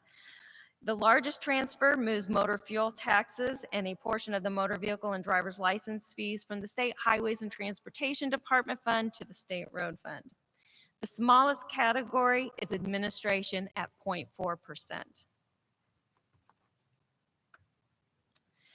This appropriations submittal includes $513.2 million for personal services and the related positions, expense and equipment, and program to restore funds in the State Road Fund for administration, safety and operations, and program delivery. The legislature proposed the creation of a new federal road fund. In anticipation of that legislation passing, the legislature reduced the appropriations from the State Road Fund and added spending authority from the Federal Road Fund. The appropriation authority from the State Road Fund is only sufficient for 7 to 9 months of expenditures. The legislature did not pass the enabling legislation creating the mechanism to fund the Federal Road Fund, and the governor's office later vetoed the related appropriations from the new fund. This item is needed so the department has sufficient spending authority to pay expenditures for a full year in fiscal year 2027. In addition, we are submitting a supplemental budget to restore the same appropriations and positions for fiscal year 2026. We are thankful for the support of the governor and the legislature that allowed us to implement the department's requested pay plan for fiscal year 2026. To continue to address employee pay, this submittal includes a department-requested pay plan that includes a market adjustment of 2% for all employees, as well as increases to continue to move employees through their salary ranges based on tenure. This pay plan will move more employees to market and will help to reduce salary compression at the lower end of the ranges. In addition, the submittal includes the personal service dollars and related fringe benefits for 100 new positions in maintenance. These positions will help the department restore operations. Restoring operations will help meet customer expectations as it relates to windshield items like litter pickup, mowing, trimming, pavement repairs, striping, and signing. This submittal also includes additional monies totaling $6.9 million for safety and operations. The spending authority will be used for things like additional asphalt and concrete repairs on roadways, support for the World Cup, and spending authority that will allow us to spend additional federal funds for highway safety. Ensuring these items are adequately funded will help improve safety for the traveling public. In addition, we also included reappropriations of the $20 million for low-volume minor roads that was appropriated in fiscal year 2026. We are grateful for the additional general revenue the General Assembly and the governor has used for transportation in the last few years. This appropriation submittal includes those projects previously approved as reappropriations. Reappropriations can be found in both House Bill 4, the department's House Bill, as well as House Bill 17, the Reappropriations Capital Improvement House Bill. Some of the projects included in the submittal are the Improve I-70 program, Ford 44 program, and a road replacement in Platte County. We've included as part of this submittal those projects where the governor restricted the funding in early fiscal year 2026. This way, if the funds are released later this fiscal year, we will have the reappropriations of those amounts in place as we move forward. The department's annual allocation for fleet is just over $42.4 million to maintain a fleet valued at $595 million. The last time the department's fleet budget was increased was in fiscal year 2022. As you can imagine, the cost of fleet has continued to increase over the last couple of years. This submittal includes $3 million for fleet. This will allow the department to continue to make progress at addressing its aging fleet. We are a Department of Transportation, and it's not just about roads and bridges. Related to other modes, this request includes additional funds for Amtrak, the twice-daily passenger rail service between St. Louis and Kansas City. The inflationary increase coupled with increases in fares should allow the continuation of this service. In addition, funds have also been requested to provide a third round trip during the time period of the World Cup. This budget is complex. We may have fewer new decision items this year, but we have many reappropriations of general revenue funding that has been approved on projects from previous years. The department is busy working at delivering those projects, and we are asking that you approve the 4 submittals as presented. I'd be glad to answer any questions. Okay, can you go back to the slide that has the pie chart? It would be 2027 appropriations submittal. Yeah, I just want to emphasize something here. This commission and the few ahead of us have, or behind us have argued for increasing our attention to the operational functions of the department, the so-called windshield issues. And we're doing that in the form of asking for some additional FTEs. And I want to point out again, and some of you in the room have heard this now several times, but this is not general revenue. This is money from the gas tax that's in the state road fund. All we would be asking for are the additional people, but not the funding to pay them, just the people, in order to address these windshield issues, which are removing dead animals, mowing, snow removal, in Kansas City trash, that kind of thing. And this budget, if it were to be submitted and approved, would go a long way toward doing that. At the same time, this chart stands out to me. I would call out that only 0.4%, 0.4%, is earmarked for administration. And by contrast, nearly 72% is dedicated to program delivery. I think that stands up very well to any other department or even in the private sector. I believe you would not see numbers like that anywhere else. And so I hope that with this budget submission, that we are able to refocus a little bit on some of these operational issues that are what give the department so much credibility. If we keep the mowing, if we maintain, if we are able to get the dead animals, those kinds of operational issues, I believe, go a long way toward building credibility. And I just want to point out for the public that that's what this budget would do if it were approved.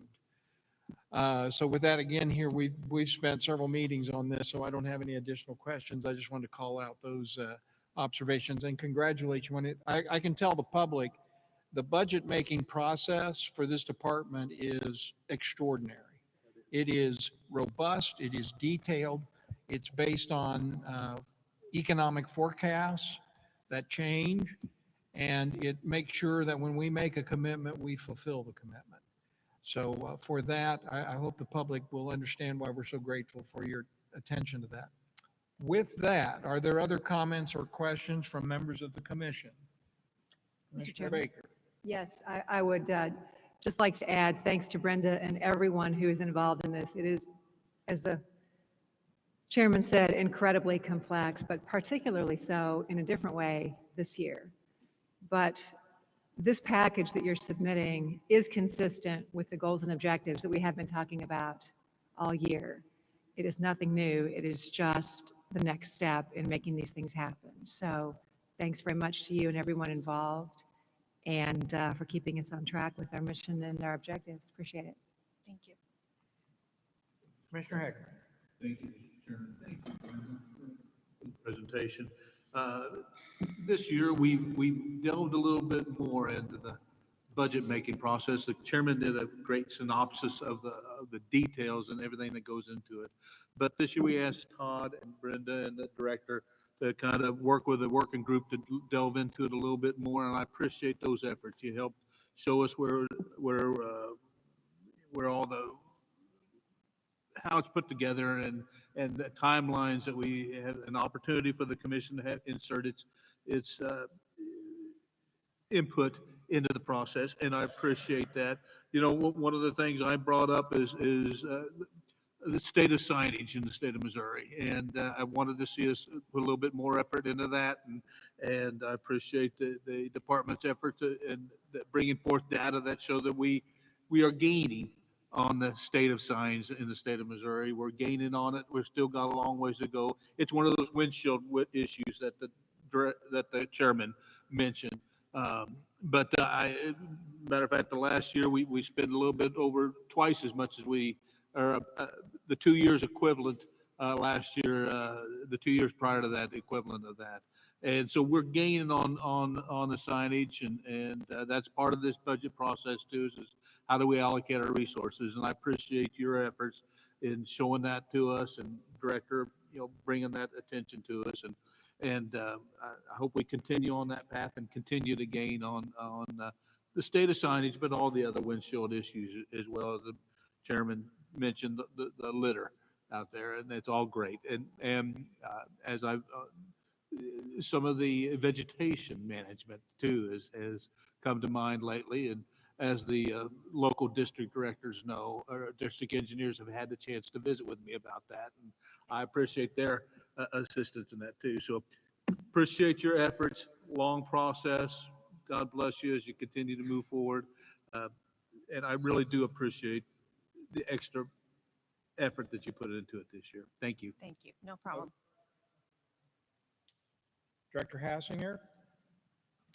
Well, I think it really just highlights that the process we go through is rigorous, but we have to plan very far ahead.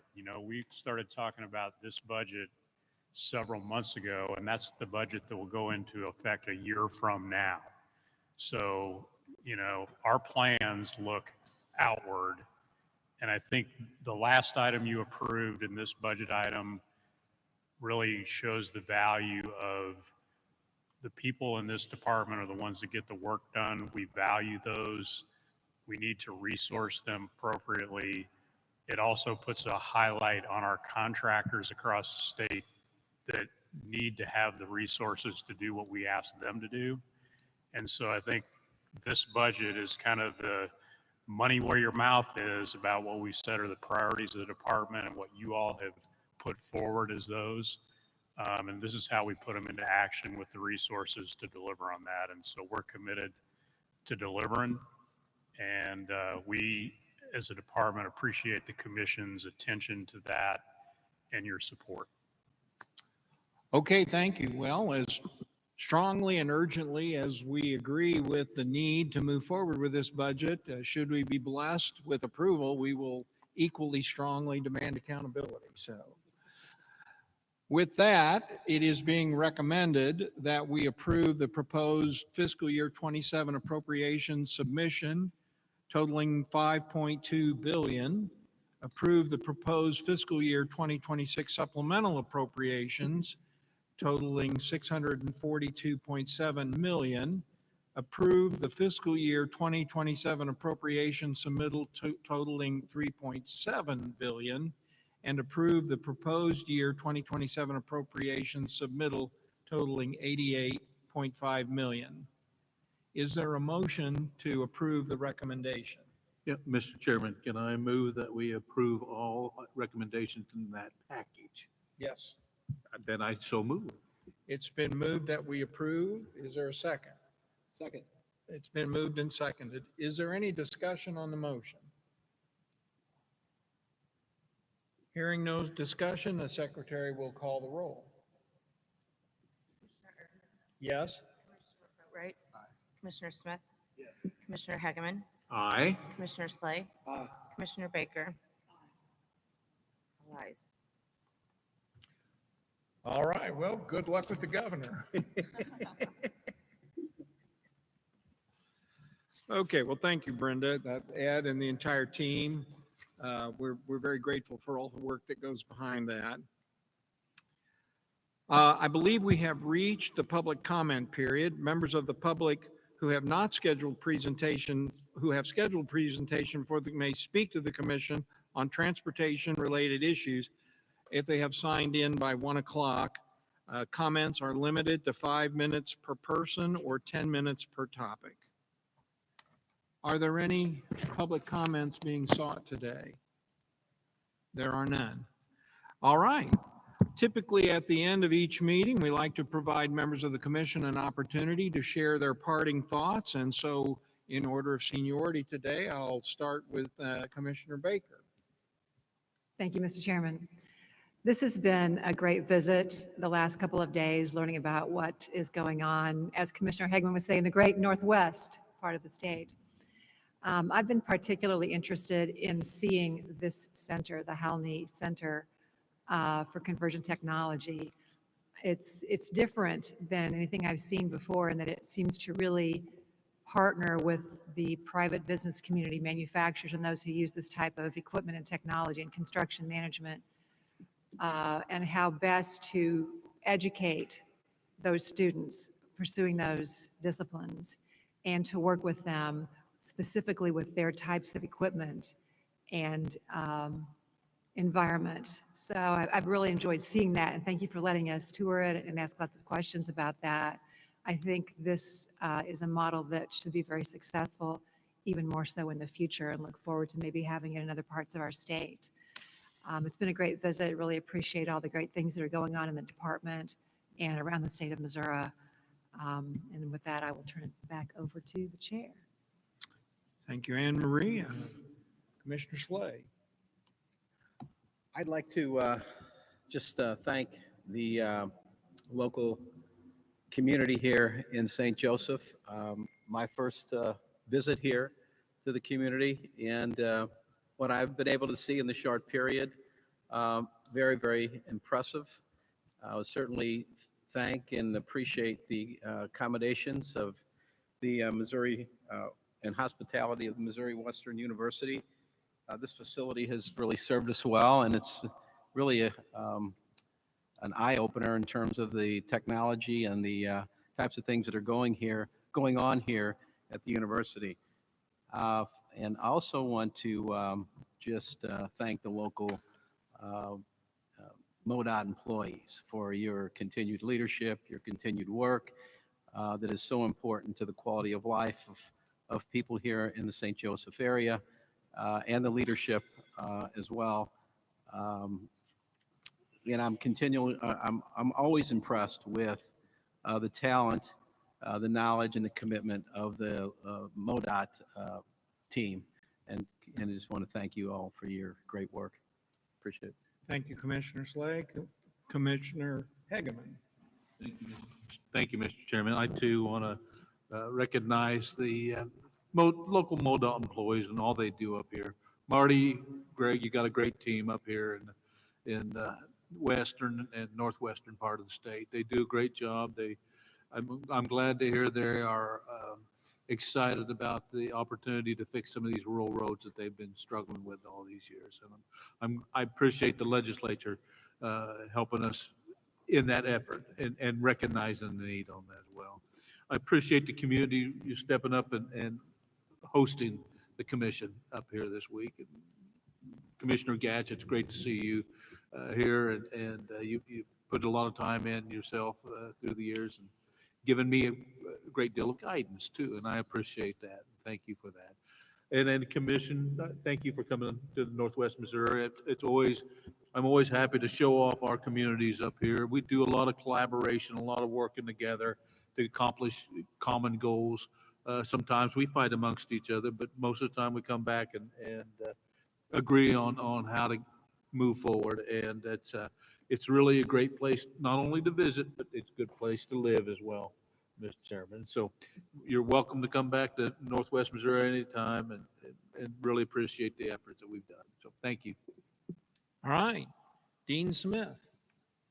Thank you, Mr. Chairman. Now, just want to thank the chamber last night for the hospitality. It's always good to come to St. Joe. I've been up here 2 or 3 different times. Marty, thank you for chaperoning us. I know Jennifer made sure that you did a good job. So Jennifer, he did an excellent job. I just want you to know that. Thank the representatives for being here. We appreciate you guys coming and all you do to help transportation. Mr. Chairman, thank you for arranging the Chiefs Training Camp. I know that was a challenge. We talked several times, but thanks for getting that done. We appreciate it. Commissioner Gatch, it's good to see you. It's always good to see you, Dave. I consider you a real friend. His granddaughter lived in Clinton for a while, and in fact, I sold her a car house, didn't I? I sold her a house. So, anyway, yeah, come with a car too. 2 cars, by the way. Anyway, Todd, congratulations on your retirement, buddy. You're gonna enjoy it. I know you will. So, anyway, thank you. I yield back. Oh, it's great to be in the great Northwest. Yes, indeed. Vice Chairman Boatright. Yeah, just echo the comments of my fellow commissioners. One point that I do want to drive home on the operations side that we talk a lot about is something that may not be correlated to it, but it's very important, is the efficiency that you gain when you have adequate operations. The game that we've played since I've been on the commission for 5 years is we have to allocate resources and people to certain things that's very reactive. And the point that was made in Marty's presentation earlier, you know, when we had this influx of rural volume work, it took away from other aspects of the operations. And the reason we had to do those things was for that efficiency, to ensure that 2 or 3 years later, we're not coming back and destroying a roadway that was just being put into place. So that may be overlooked at times, but that efficiency factor that's in there is a very big deal when it comes to operations. You have to have the people on the ground to put the signs into place. You have to have the people on the ground to put the pipes in before roadways put through. So just want to hit on that. As you saw, it's a very small portion of the overall budget, but I would argue that it's one of the most important parts of that overall budget, is to ensure that we're doing things effective and efficiently. So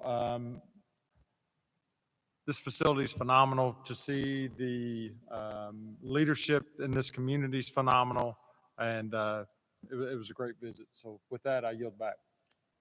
Thank you, Vice Chairman. Let me just summarize a few takeaways.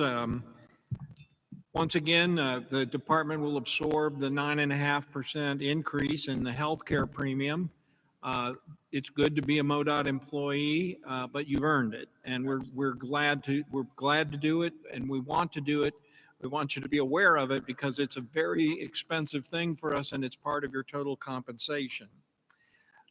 We just approved the submission to the governor of a budget that includes an increase in FTEs to do the kinds of operational things that the public expects us to do. And given that that comes out of the road fund and not general revenue, I hope we might be able to do that this year. I want to emphasize the importance of the supplemental request that we just approved. That supplemental will have to go to the legislature in January. A portion of this year's budget, which we approved at a prior meeting, was not appropriated due to a difference between the House and Senate in conference. But because we are committed to getting projects done, we approved and are moving forward on a year-long basis on the assumption that that supplemental will be approved in spite of the disagreement that took place in conference on the last appropriations bill. So you can rest assured that that supplemental will be at the top of mind because we have to have that, and if we don't, we will be in a severe situation.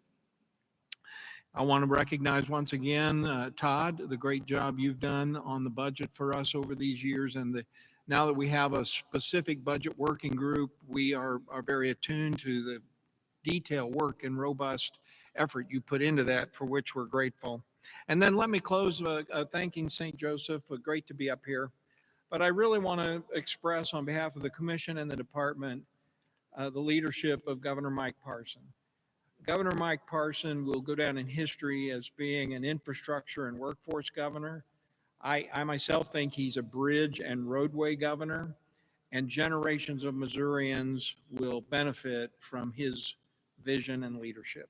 And so we were very proud to have recognized him for that leadership today.